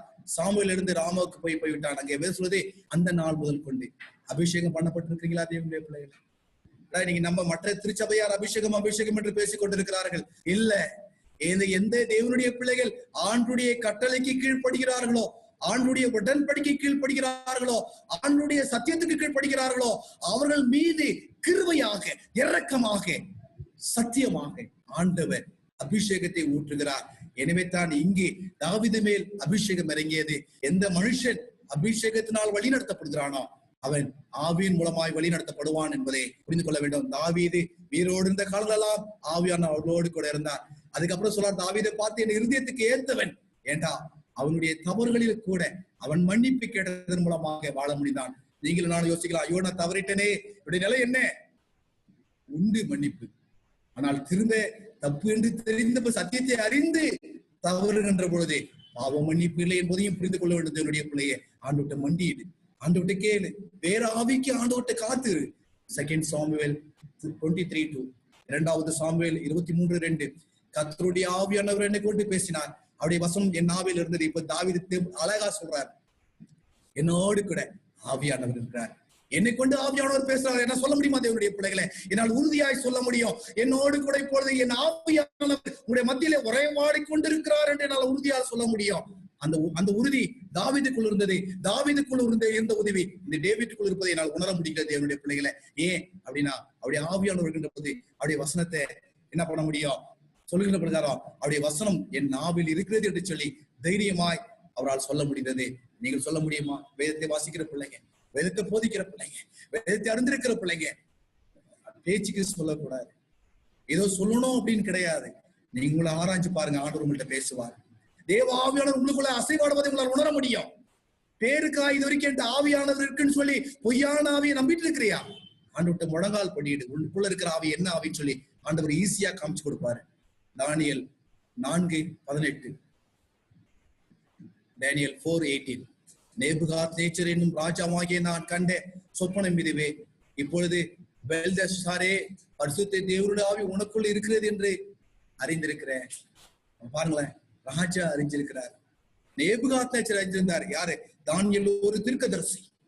அந்த தீர்க்கதரிசியை குறித்ததானே ஒரு எழுப்புதல் அவருடைய வாழ்க்கையை கண்கூடாக நேபுகாத்நேச்சர் ஒவ்வொரு முறையும் பார்த்திருந்தார். இப்ப பாக்குறாரு, தேவனுடைய ஆவி உனக்குள்ள உண்டு. அவர் தீர்க்கதரிசி, அவர் ஒரு தலைவர், அது மாத்திரமல்ல ஞானி, சொப்பனங்களை வெளிப்படுத்துகிறவர். உங்களுக்கு எல்லாத்துக்கும் காரணம் அவருக்குள்ளாக இருந்த தேவனுடைய ஆவி. அதை சொல்கின்ற பொழுது தானியேல் 5:12, Daniel 5:12, தானியேலுக்குள் சொப்பனங்களை வியாழப்படுத்துவதற்கும் புதை பொருள்களை வெளிப்படுத்துவதற்கும் கருக்களானவைகளை தெரிவிக்கிறதுக்குமான அறிவும் புத்தியும் விசேஷித்த ஆவியும் உண்டு என்று காணப்பட்டது. அப்ப பரிசுத்த ஆவி இருந்தா என்னெல்லாம் பண்ணலாம் அப்படின்னு யோசித்து பாருங்களேன். உங்களுக்குள்ள பரிசுத்த ஆவி இருக்கு அப்படின்னா ஏன் உங்களால் ஒரு சாதாரண சத்தியத்தை கூட புரிந்து கொள்ள முடியல? ஒரு கேள்வி போட்டு பார்த்துக்கின்ற தேவனுடைய பிள்ளைகளை, சாதாரண இயேசு யார் என்பதை புரிந்து கொள்ள முடியல, பரிசுத்த ஆவியானவர் யார் என்பதை புரிந்து கொள்ள முடியல, இல்லை யாரால் நீங்க வழி நடத்தப்படுறீங்க அப்படின்னு நீங்க உலகத்துல இருந்த பெரிய ஊழியக்காரனால புரிந்து கொள்ள முடியல. அவருக்கு முன்னாடி லட்சக்கணக்கான ஆட்கள் இருக்காங்க, அதை மாத்திரம் பாக்குறான், பெருமை கொள்றான். ஆனா அவனுக்குள்ள வழி நடத்தப்படுகிறது ஆவியானவர் இல்லை என்பதை அவன் உணராத இருக்கிறான். ஆனா வேதம் சொல்வதே, ஆவியானவர் உனக்குள்ள இருப்பார்னா என்ன நடக்கும்? சொப்பனங்களை காண்பீர்கள். அது மாத்திரம் புதை பொருட்கள், வேத கருக்களான சத்தியங்கள், வேதத்துல புழைந்து கிடைக்கிற சத்தியங்கள் உங்களுக்கு என்ன பண்ணும் அப்படின்னா வெளிப்படும். தெளிவான அறிவு வரும், தெளிவான புத்தி வரும். இதுக்கெல்லாம் காரணம் விசேஷித்த ஆவி, வேற ஆவி. அந்த ஆவிதான் பரிசுத்த ஆவி. உன்னுடைய ஆவி கிடையாது. உன்னுடைய ஆவி உன்னை வழி நடத்த முடியாது. 2 Kings 2:9, 2 ராஜாக்கள் 2:9. அவர்கள் அக்கறைப்பட்ட பின்பு எலிசாவை நோக்கி, நான் உன்னை விட்டு எடுத்துக்கொள்ளப்படும், நான் உனக்கு செய்ய வேண்டியது என்ன கேள் என்றான். அதற்கு எலியா, உம்மிடத்தில் உள்ள ஆவியின் வரம் எனக்கு ரெட்டிப்பாய் கிடைக்க வேண்டுகிறேன் என்றான். அப்ப பாருங்க, கர்த்தருடைய ஊழியக்கார பிள்ளையினுடைய எண்ணம் பாருங்க. அப்ப எலியா அவனுடைய ஆசை என்ன, எலிசா அவனுடைய ஆசை என்ன? அப்ப எலிசா கேட்கிறாரு, எனக்கு இரட்டத்தனையான ஆவியினுடைய ஆசீர்வாதம். இன்னைக்கு உலகத்துல என்னமோ தேடிட்டு இருக்கிறோம் இல்லையா? இரட்டத்தனையான பதவி உயர்வு, இரட்டத்தனையான கல்விகள், அல்லது இரட்டத்தனையான மரியாதை, இரட்டத்தனையான அநேகத்தை தேடிட்டு இருக்கிறோம். தேவனுடைய பிள்ளைய வேதம் சொல்லுது, இரட்டத்தனையான ஆவியினுடைய வரம் உனக்குள்ள இருக்கான். புதிய ஏற்பாட்டுல மாத்திரம்தான் ஆவியினுடைய வரங்கள் கிடையாது. பழைய ஏற்பாட்டுல ஆண்டவர் வந்த மாத்திரத்திலே, பரிசுத்த ஆவியானவர் ஊற்றப்பட்ட மாத்திரத்திலே வரங்கள் ரெட்டிப்பாய் கொடுக்கப்பட்டது. ஏன் மரித்தோரிலே கூட உயிரோடு எழுப்பி இருக்கிறார்கள் தீர்க்கதரிசிகள். எப்படிப்பட்ட பெரிய அனுபவத்தை பெற்றாங்க ஆவியானவர் வருகின்ற பொழுது. உனக்கு எனக்கு நம்ம அனுபவம் இருக்கிறது. இரட்டத்தனையான ஆவியின் வரத்திற்காக எங்க இருக்கிற மாதிரி எனக்கு இருக்கிறது போதும், இது போதும், இதுல நான் சாட்டிஸ்பேக்ஷன் ஆகியிருக்கிறேனா, இதுல போதும் என்று நான் மனதோடு கூட வாழ்கிறேனா? என் அன்பு பிள்ளையே, தேவனுடைய ஆவி எப்படிப்பட்டவர் நம்ம என்ன பண்ணுவோம்? தொடர்ந்து வாசிப்போம். 2 Chronicles 24:20, 2 நாளாகவும் 24:20. அப்பொழுது தேவனுடைய ஆவி ஆசரனாகிய யோய்தாவின் குமாரனாகிய சகரியாவின் மேல் இறங்கினார். அவன் ஜனத்திற்கு எதிராக நின்று, நீங்கள் கர்த்தருடைய கற்பனையை மீறுகிறது என்ன? இதனால் நீங்கள் சித்தி பெற மாட்டீர்கள் என்று தேவன் சொல்கிறார். நீங்கள் கர்த்தரை விட்டு விட்டதினால் அவர் உங்களை கைவிடுவார் என்றான். அப்ப ஒண்ணு தெளிவா தெரிந்து கொள்ளுங்க. இன்னைக்கு இருக்கிற ஊழியக்காரனை பாருங்களேன். இப்ப நம்ம தெளிவா தெரிஞ்சுக்கலாம். எல்லா ஊழியக்காரனும் என்கிட்ட ஆவி இருக்கிறாரு, அபிஷேகம் இருக்கு அப்படின்னு தான் சொல்லுவாங்க. யாரும் என்கிட்ட ஆவி இல்லைன்னு சொல்ல போற ஊழியக்காரன் அந்த உலகத்துல கிடையாது. அப்படின்னா பொய்யினுடைய ஆவிய ஊழியக்காரனுடைய உள்ளத்துல ஊற்றி இருக்கிறதுனால, இந்த உலகத்துல தீர்க்கதரிசி என்று சொல்லப்பட்டவனுடைய உள்ளத்துல பொய்யின் ஆவி வந்து உட்கார்ந்து இருக்கிறதுனால அவன் என்னத்தமா சொல்லுவான், இல்ல அவங்க என்னத்தமா சொல்லுவாங்க, எங்கள்கிட்ட ஆவி இருக்குன்னு சொல்லுவாங்க.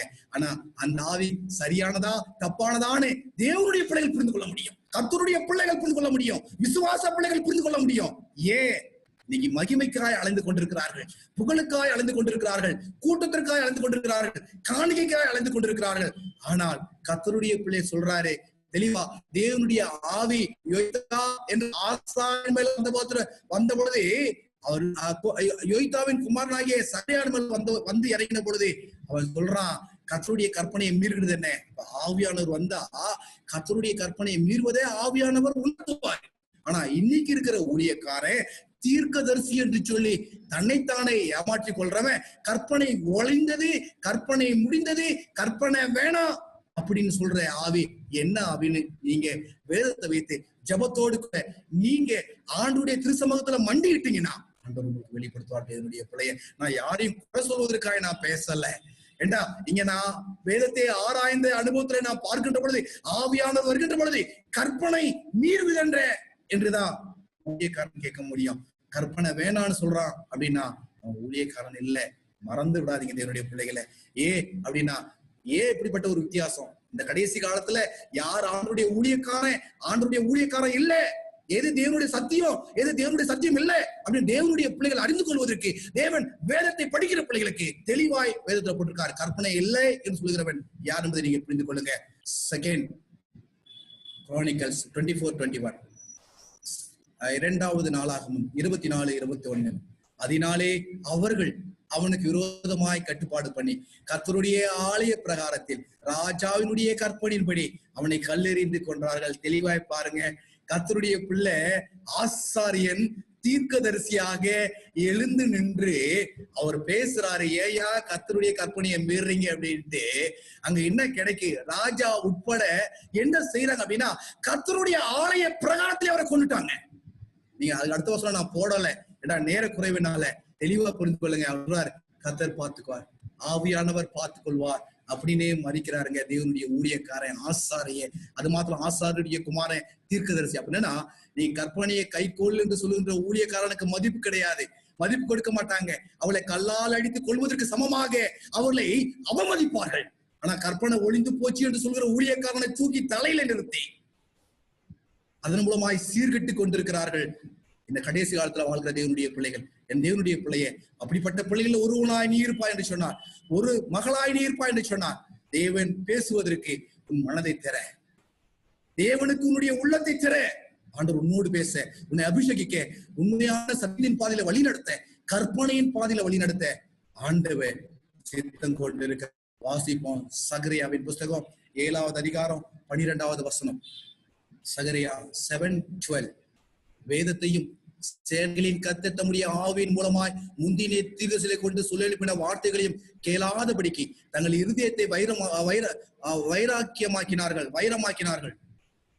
ஆகையால் மகா கடும் கோபம் சேனைகளின் கர்த்தரிடத்திலிருந்து உண்டாயிற்று. தெளிவா தெரிந்து கொள்ளுங்க. நான் ஏற்கனவே வாசித்தேன், ஏன் வாதைகள் வருகிறது, ஏன் வாதைகள் வருகிறது, ஏன் நோய் வருகிறது, ஏன் கொள்ளை நோய் வருகிறது, இதற்கெல்லாம் காரணம் என்ன அப்படின்னா சேனைகளின் கர்த்தர் கடும் கோபம் கொண்டு இருக்கிறார். அப்படின்னா கர்த்தருடைய பிள்ளைகள், கர்த்தருடைய ஆவியானவர் சொல்கின்ற தீர்க்கதரிசி மூலமாய் பேசின வார்த்தையை கேட்காதபடிக்கு மனிதனுடைய கற்பனைக்கு பின்னாய் சென்று கொண்டிருக்கிறார்கள், வேதத்தில் இல்லாத உபதேசத்திற்கு பின்னாய் சென்று கொண்டிருக்கிறார்கள். தேவனுடைய பிள்ளையை எச்சரிக்கையாயிரு. நீ கர்த்தருடைய பிள்ளையை மாற வேண்டுமா? ஆண்டுடைய வசனத்தை தொடர்ந்து கவனித்துக் கொண்டிரு. நெகேமியாவின் புஸ்தகம் 9வது அதிகாரம் 30வது வசனம். நெகேமியா 9:30. நீ அநேக வருஷமாய் அவர்கள் மேல் பொறுமையாயிருந்தோம், ஆவியினால் பேசின நம்முடைய தீர்க்கதரிசிகளை கொண்டு அவர்களை திடதாட்சியாய் கடிந்து கொண்டோம். அவர்கள் செவி கொடாமல் போனபடியால் அவர்கள் அந்நிய தேச ஜனங்களின் கையில் ஒப்பு கொடுத்தீர். அப்ப வேதம் தெளிவா சொல்லுது என்ன நடக்கு இல்லைங்களா? அப்ப என்ன அர்த்தம்னா, ஆவியானவர் பேசினதை, ஊழியக்காரர் மூலியமா பேசினதை என்ன பண்ணலையா அவங்க ஏற்றுக்கொள்ளல. ஏன்னா இன்னைக்கு அநேகருக்கு கடிந்து கொள்ளுகின்ற உபதேசம் பிடிக்கலைங்க. ஆசீர்வாதமா இருக்கணும். ஒரு வீடு வச்சிருக்கிறியா, ஆண்டவர் இன்னொரு வீடு கொடுப்பார். ஒரு தொழில் செய்யறியா, ஆண்டவர் உனக்கு இன்னொரு தொழிலை கொடுப்பார். கொஞ்சம் படிப்பு இருக்கா, ஆண்டவர் உனக்கு இன்னும் நிறைய படிப்பு கொடுப்பார். உன் குடும்பத்துக்கு இதை கொடுப்பார், அதை கொடுப்பார் அப்படின்னு சொல்லி உன் ஆவிக்குரிய வாழ்க்கையை நாளுக்கு நாள் தரையில போட்டு மிதித்து கொண்டிருக்கிற ஊழியக்காரன் சொல்கின்ற ஆசீர்வாதம் தான் உனக்கு முக்கியம் அப்படின்னா ஏண்டா வேதம் சொல்றாங்க. ஐயோ என்னங்களா உங்கள் ஆசீர்வாதம் உங்களுக்கு என்னன்னா உங்கள் துக்கம் சந்தோஷமாய் மாறும். அதுதான் இன்னைக்கு பிள்ளைகளுக்கு தேவை. ஆனா வேதம் சொல்றது என்னன்னா மிக முக்கியம் என்ன தெரியுங்களா? கடிந்து கொள்ளுதல். ஏண்டா கற்பனையை விட்டு மீறுகின்ற பொழுது தீர்க்கதரிசிகள் கடிந்து கொண்டார்கள். அதன் மூலமாய் அவருடைய வாழ்க்கையை அழிந்தது. அது பின்பாக இருந்து தன்னுடைய வாழ்க்கையும் அழிந்தது. சாக கொடுத்தார்கள். என்னுடைய பிள்ளைய உன் வாழ்க்கையை சாக கொடுத்துறாத. இன்னொரு பொய்யாய் தீர்க்க தரிசனம் சொல்லி உண்மை இல்லாதத சொல்லி நடித்துக் கொண்டிருக்கிற பிள்ளைகளுக்கு எச்சரிக்கையா இருக்கும்படியா நான் கேட்டுக்கொள்கிறேன். அப்படின்னா எப்படி இதை நம்ம இந்த பரிசுத்த ஆவியானவரை நம்ம பெற்றுக்கொள்ளலாம்? லூக்காவின் புஸ்தகம் 11:13, லூக் சாப்டர் 11:13. பொருளாதாரலாகிய நீங்கள் உங்கள் பிள்ளைகளுக்கு நல்ல இவுகளை கொடுக்க அறிந்திருக்கின்ற பொழுது பரமபிதாவாகிய பரமபிதாவானவர் தம்மிடத்தில் வேண்டிக் கொள்கிறவர்களுக்கு பரிசுத்த ஆவியை கொடுப்பது அதிக நிச்சயம் அல்லவா என்றார். அப்ப என்ன அர்த்தம் அப்படின்னா, இந்த இது வேணும் அப்படின்னா, இந்த பரிசுத்த ஆவியானவர் வேணும் அப்படின்னா கொடுக்கிற உரிமை பெற்றவர் யார் என்று சொன்னார்? பரமபிதா என்பதை மறந்து விடாதீங்க. அதுக்கு அடுத்த வசனம் சொல்லுகிறது, மத்தேயு 3:11 நான் சீக்கிரமா வாசிக்கிறேன். அவருடைய பாதரட்சைகளை சுமப்பதற்கு நான் பாத்திரன் அல்ல, அவர் பரிசுத்த ஆவியினாலும் அக்கினினாலும் உங்களுக்கு ஞானஸ்நானம் கொடுப்பார். யார்? கிறிஸ்து. அப்ப யார் இந்த அவர்? பரிசுத்த ஆவியானவர். நீங்க அடுத்த வசனத்தை வாசிக்கின்ற பொழுது தீத்து 3:7, டைட்டஸ் 3:7, அவர் தமது இரட்சகராகிய இயேசு கிறிஸ்து மூலம் அந்த பரிசுத்த ஆவியை நம்மேல் சம்பூர்ணமாய் பொழிந்தருளினார். அப்ப தெளிவாய் தெரிந்து கொள்ளுங்க, பிதாவானவர் கிறிஸ்துவானவர். இப்பொழுது பிதாவானவர் கிறிஸ்துவின் மூலமாக பரிசுத்த ஆவியே என்ற மூன்றில் ஒருவராய் இருப்பவர் நம் மீது பரிபூர்ணமாக ஒளியை கொண்டிருக்கிறார். பெற்றிருக்கிறாயா தேவனுடைய பிள்ளையா? அதுதான் கேள்வி. இன்னைக்கு அநேக பிள்ளைகள் பரிசுத்த ஆவியை பெறாத மனிதனுடைய ஆவியோடு பிணங்களாய் ஆளுகிற பிள்ளைகள் அநேகர். பிணங்களாய் அநேகர் ஆலயத்துக்கு வராங்க. பிணங்களாய் ஆலயங்களை செய்து கொண்டிருக்கிறார். பிணங்களாய் வேத வாசங்களை வாசித்துக் கொண்டிருக்கிறார்கள். ஆனால் ஆவியை பெற்ற பிள்ளைகள் உணர்வோடு கூட சம்பூர்ணமாய் பொழிந்திருந்திருக்கு காத்திருப்போம். இங்கே who will receive Holy Spirit? யாரு இந்த பரிசுத்த ஆவியானவரை பெற்றுக்கொள்ள முடியும்? பாருங்களேன், ஆக்ட்ஸ் 5:32, அப்போஸ்தலர் 5:32.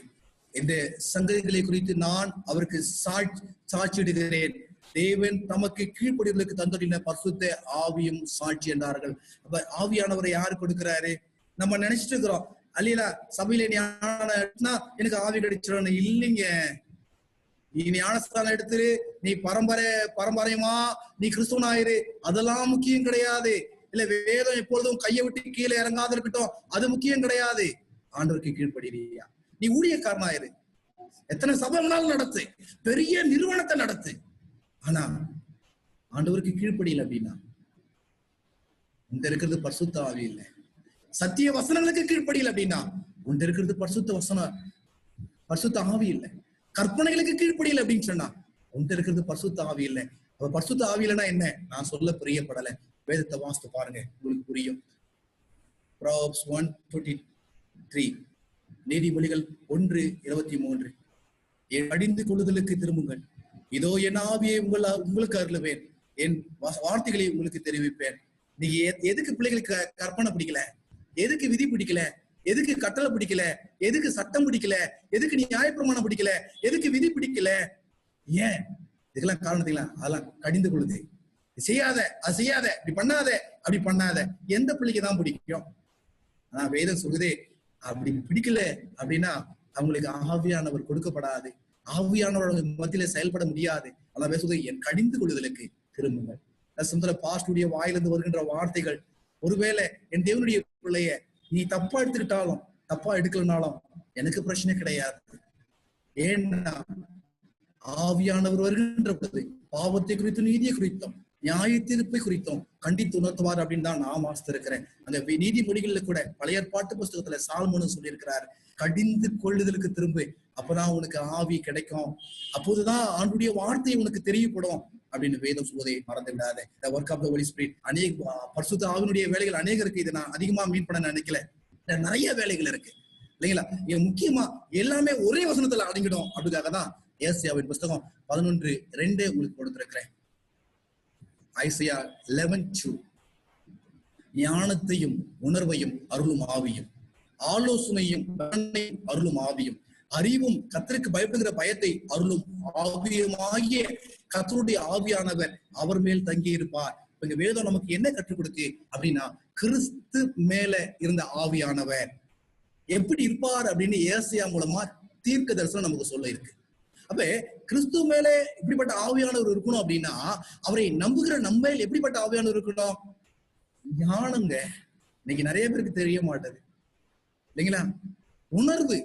இன்னைக்கு உணர்வு இல்லாம தான் வாழ்ந்துட்டானா. ஆண்டு சொல்றாரு, கர்த்தரை தேடுகிற உணர்வு உள்ளவன் உண்டோ? உலகத்துல இருந்து பார்த்துட்டு இருக்கிறாருங்க. உணர்வற்ற சடலங்களாய் வாழ்ந்துட்டாங்க. அதுதான் ஆண்டவர் நேரடியா பார்க்கும்போது சொல்றாரு, என்னப்பா கல்லறை தோட்டம் வெளியே பார்க்க அழகா இருக்கு, ஆனா உள்ள எப்படி பிணம் இருக்கோ, வெள்ளை அடிக்கப்பட்ட கல்லறையாய் அநேக கிறிஸ்துவ பிள்ளை, கிறிஸ்துவ ஊழியக்காரன் வாழ்ந்து கொண்டிருப்பதனால பரிசுத்த ஆவி அவனுக்குள்ளாக உணர்வை கொண்டு வர முடியறதில்ல. என் தேவனுடைய பிள்ளைய உணவுக்குள்ளாக உணர்வு இருக்கா? ஒரு பயம் இருக்குங்க, கர்த்தரை குறித்து தான உணர்வு இருக்காங்க. என்னது ஆவி ஆலோசனை உனக்கு இருக்கா? எந்த ஆலோசனையும் ஏத்துக்க மாட்டீங்களே. வேதத்தினுடைய ஆலோசனை ஏத்துக்கல, மனித பிரகாரமா சொல்ற ஆலோசனையும் ஏத்துக்காம வாழ்ந்து கொண்டிருக்கிற சடலங்களுக்கு ஆண்டவர் எச்சரிப்பு கொடுக்கிறார். மறந்துடாதீங்க. பலனை ஆண்டவர் கொடுக்கிறார். அது மாத்திரம் இல்ல, அறிவை ஆண்டவர் கொடுக்கிறார். ஏன்? வேதத்தை புரிந்துக்கணும், அறிவு வேணும், புத்தி வேணும், ஞானம் வேணும், கர்த்தருக்கு பயப்படணும். இல்லைன்னா அந்த வேதத்தை யாராலையும் புரிந்து கொள்ள முடியாது. ஏசாயாவின் புஸ்தகம் 32:15, ஐசையா 32:15. உன்னதத்திலிருந்து நம்மேல் ஆவி ஊற்றப்படும் மட்டும் அப்படி இருக்கும். அப்பொழுது வனாந்திரம் செழிப்பான வயல்வெளி ஆகும், செழிப்பான வயல்வெளி காடு எனப்படும். உன்னதத்திலிருந்து ஆவி ஊற்றப்படுமா? அப்ப எப்படி நடக்கும் அப்படின்னா, வனாந்திரம் கூட செழிப்பாகும். இன்னைக்கு எத்தனையோ ஆவிக்குரிய வனாந்திரம், ஆவிக்குரிய விசுவாச பிள்ளை என்கிற வனாந்திரம் வனாந்திரமாவே இருக்கு. இன்னும் சொல்ல போனா இன்னும் முள்செடி தான் வருது, இன்னும் கல்லுதான் வளர்ந்துட்டு இருக்கு, இன்னும் என்னன்னா அசுத்தம் தான் வளர்ந்துட்டு இருக்கு, அழுக்குதான் வளர்ந்துட்டு இருக்கு. ஆனா ஆண்டவர் சொல்றாரு, என்னுடைய பிள்ளைய உன் வாழ்க்கையில விசுவாசியா நீ வளரல அப்படின்னா, ஊழியக்காரனா உன் வாழ்க்கையில வளரனா, ஆண்டவர்கிட்ட அழுமா, ஆண்டவர்கிட்ட கேளு. உன்னதத்திலிருந்து ஆவி வருகின்ற பொழுதுதான் உன்னால என்ன பண்ண முடியும்? செழிப்பாக முடியும். இல்லைன்னா அடுத்தவங்களுக்கு முள்ளாவே இருந்துட்டு இருப்பீங்க. அடுத்தவங்க உங்களை பார்க்கிற பொழுது முள்ளாவே பார்ப்பாங்க. ஏன்? ஆவியானவர்களுக்கு கிடைக்கல. வேதம் சொல்றது ஆவியானவர்களுக்கு வேணுமா? நீ எப்படிப்பட்ட ஆளா இருந்தாலும், ஆவியான ஊற்றப்பட்டா நீ காடா இருந்தாலும் அதுவே செல்வ செழிப்பா மாறும். இல்ல செல்வ செழிப்பா இருக்கிறதே காடுன்ற சொல்ற அளவுக்கு ஆவியானவர் அப்படின்னா, ஒரு சீர்கெட்டு போன ஒண்ணுமே இல்லாதவருடைய வாழ்க்கையில கூட ஆவியானவர் என்ன பண்ண முடியும்? பெரிய கிரியை செய்ய முடியும். அதுதான் உள்ளத்துல மாற்றம் இல்லையா? உள்ளத்துல எந்த வசனம் இல்லையா? என் அன்பு பிள்ளைய ஆண்டுவிட்ட முழங்கால் படியில தேவன் சீக்கிரமா வரப்போறாங்க. ஏசாயா 34:16, ஐசையா 34:16. கர்த்தருடைய புஸ்தகத்திலே தேடி வாசியுங்கள், இவர்களில் ஒன்றும் குறையாது, இவர்களில் ஒன்றும் சோதிலாதிராது. அப்படியே வாய் இதை சொல்லிட்டு அப்படியே ஆவி அவைகளை சேர்க்கும். எதுக்காக இஸ்ரவேல் ஜனங்களுக்கு இந்த ஆவியானவரை உடன்படிக்கையா கொடுத்தார் அப்படின்னு சொன்னா, அவள் கர்த்தருடைய புஸ்தகத்தை தேடி வாசித்து கர்த்தருடைய வார்த்தையை கேட்கின்ற பொழுது பயபக்தியோடு கூட அதை புரிந்து கொள்ள வேண்டும் என்பதற்காகத்தான். அதனாலதான் ஏசாயா மூலமாக மீண்டும் இஸ்ரவேல் ஜனங்களுக்கு மட்டுமல்ல, அவர் மூலமாக நமக்கு பேசுகிறார். கிறிஸ்துவே அவர் குமாரனாய் பிறப்பார், ஸ்திரீ இடத்துல பிறப்பார், பெத்லெகேம்ல பிறப்பார் அப்படி சொல்லி இருக்கிறது இஸ்ரவேல் மக்களுக்கு மட்டும் கிடையாது, எனக்கும் அப்படின்னா இந்த வார்த்தையும் எனக்கும் கூடதான். ஏன்டா வேதம் சொல்லுகிறது என்னங்களா, இதை கர்த்தருடைய புஸ்தகத்தை தேடி வாசிக்கும் பொழுது கர்த்தருடைய ஆவியானவர் சேர்ப்பாருங்க. நீங்க எத்தனையோ பிள்ளைங்க ஆவியானவர் இல்லாத வாசிக்கிறாங்க. எனக்கு தெரியும், நிறைய டிபேட் பண்ணுவாங்க, தர்க்கிப்பார்கள் இல்லைங்களா? நிறைய வசனங்களை மனப்பாடம் பண்ணி வச்சிருப்பாங்க, நல்லா பேசுவாங்க. ஆனா கர்த்தருடைய பிள்ளைகளுக்கு ஈஸியா கண்டுகொள்ள முடியும் அவளுக்கு ஆவியானவர் இல்லாத பேசுறாங்க அப்படின்னு. ஏன் தெரியுங்களா? வசனம் தெரியும், பேசுவாங்க, ஆனா ஆவியானவர் அவங்கள்ட்ட இருக்காது. எனவே ஆண்டவர் ஈஸியா புரிய வச்சுருவாருங்க. அப்ப வசனம் புரிஞ்சுக்கணும்னா, சத்தியத்தை புரிஞ்சுக்கணும்னா ஆவியானவர் நமக்குள்ள இருக்கணும், ஆவியானுடைய அபிஷேகம் இருக்கணும். ஏசாயா 59:19, ஐசையா 59:19, அப்போது சூரியன் அஸ்தமிக்கும் திசை தொடங்கி கர்த்தரின் நாமத்திற்கும், சூரியன் உதிக்கும் திசை தொடங்கி அவருடைய மகிமைக்கும் பயப்படுவார்கள். வெள்ளம் போல சத்ரு வருகின்ற பொழுது கர்த்தருடைய ஆவியானவர் விரோதமாய் கொடி பிடிப்பார்.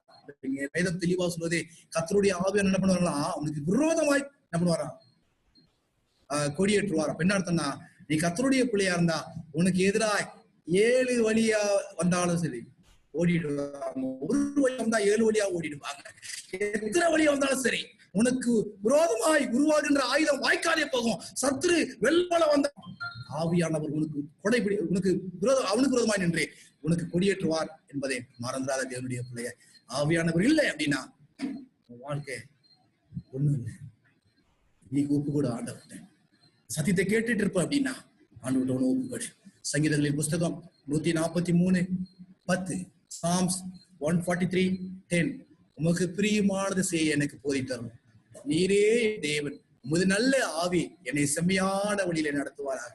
பாட்டு பாடனா போதாதுங்க, பாட்டு பாடனா போதாது, வசனம் படிச்சா போதாது. வேதம் சொல்லுது. அப்ப ஆவியானவர் எதுக்கு அப்படின்னா செம்மையான வழியில நடத்துவதற்கு. எது செம்மையான வழி? கற்பனையின் பாதையிலே நடக்கின்ற வழி, ஆண்டுடைய கட்டளையின்படி நடக்கிற வழி, ஆண்டுடைய வார்த்தையின்படி நடக்கிற வழி, ஆண்டுடைய சத்தத்திற்கு செவி சாய்க்கின்ற வழி, அதுதான் செம்மையான வழி என்று சொல்கிறது. நெகேமியா அதை தொடர்ந்து சொல்கிறார். நெகேமியா 9:20, நெகேமியா 9:20, அவர்களுக்கு அறிவை உணர்த்த அப்படி நல்ல ஆவியை கட்டளை. ஆவியானவர் எதுக்குங்க?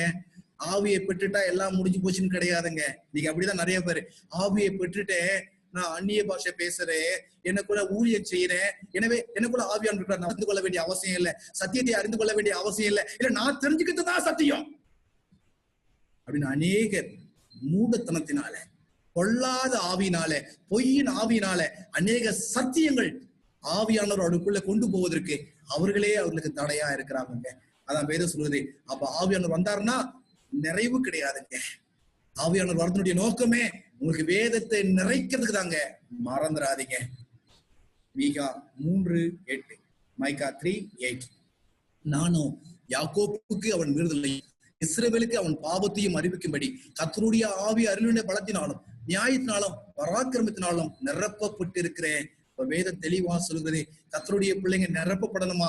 என்ன அப்படின்னா, யாக்கோப்புக்கு அவன் மீறுதலை, இஸ்ரவேலுக்கு அவனுடைய பாவத்தை அறிவிக்கும்படி.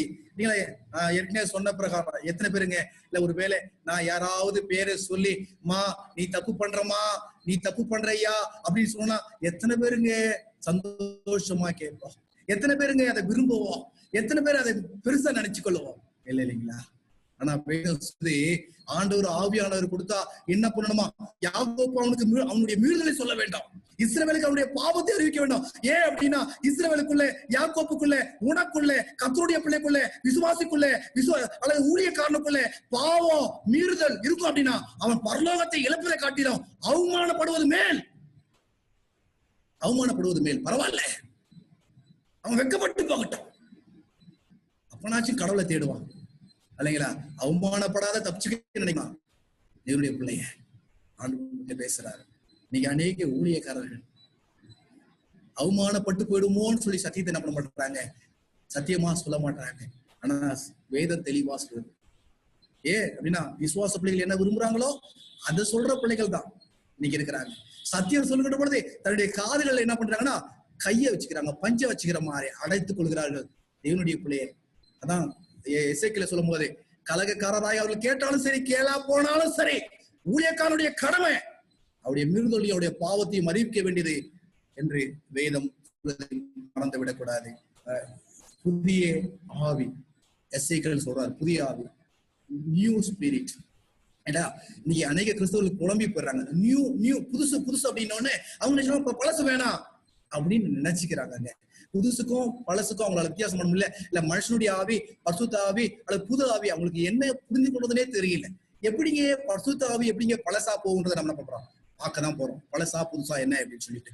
எசேக்கியேல் 36:26, உங்களுக்கு நவமான இருதயத்தை கொடுத்து உங்கள் உள்ளத்திலே புதிதான ஆவியை கட்டளையிட்டு நல்லான இதயத்தை உங்கள் மாமிசத்திலிருந்து எடுத்து போட்டு சதையான இருதயத்தை உங்களுக்கு கொடுப்பேன். இதை நீங்க நீங்க இதை நீங்க எபிரேய புத்தகத்துல வாசிக்கலாம். நீங்க வாசிக்கும் போது இதை கம்பேர் பண்ணி வாசிங்க.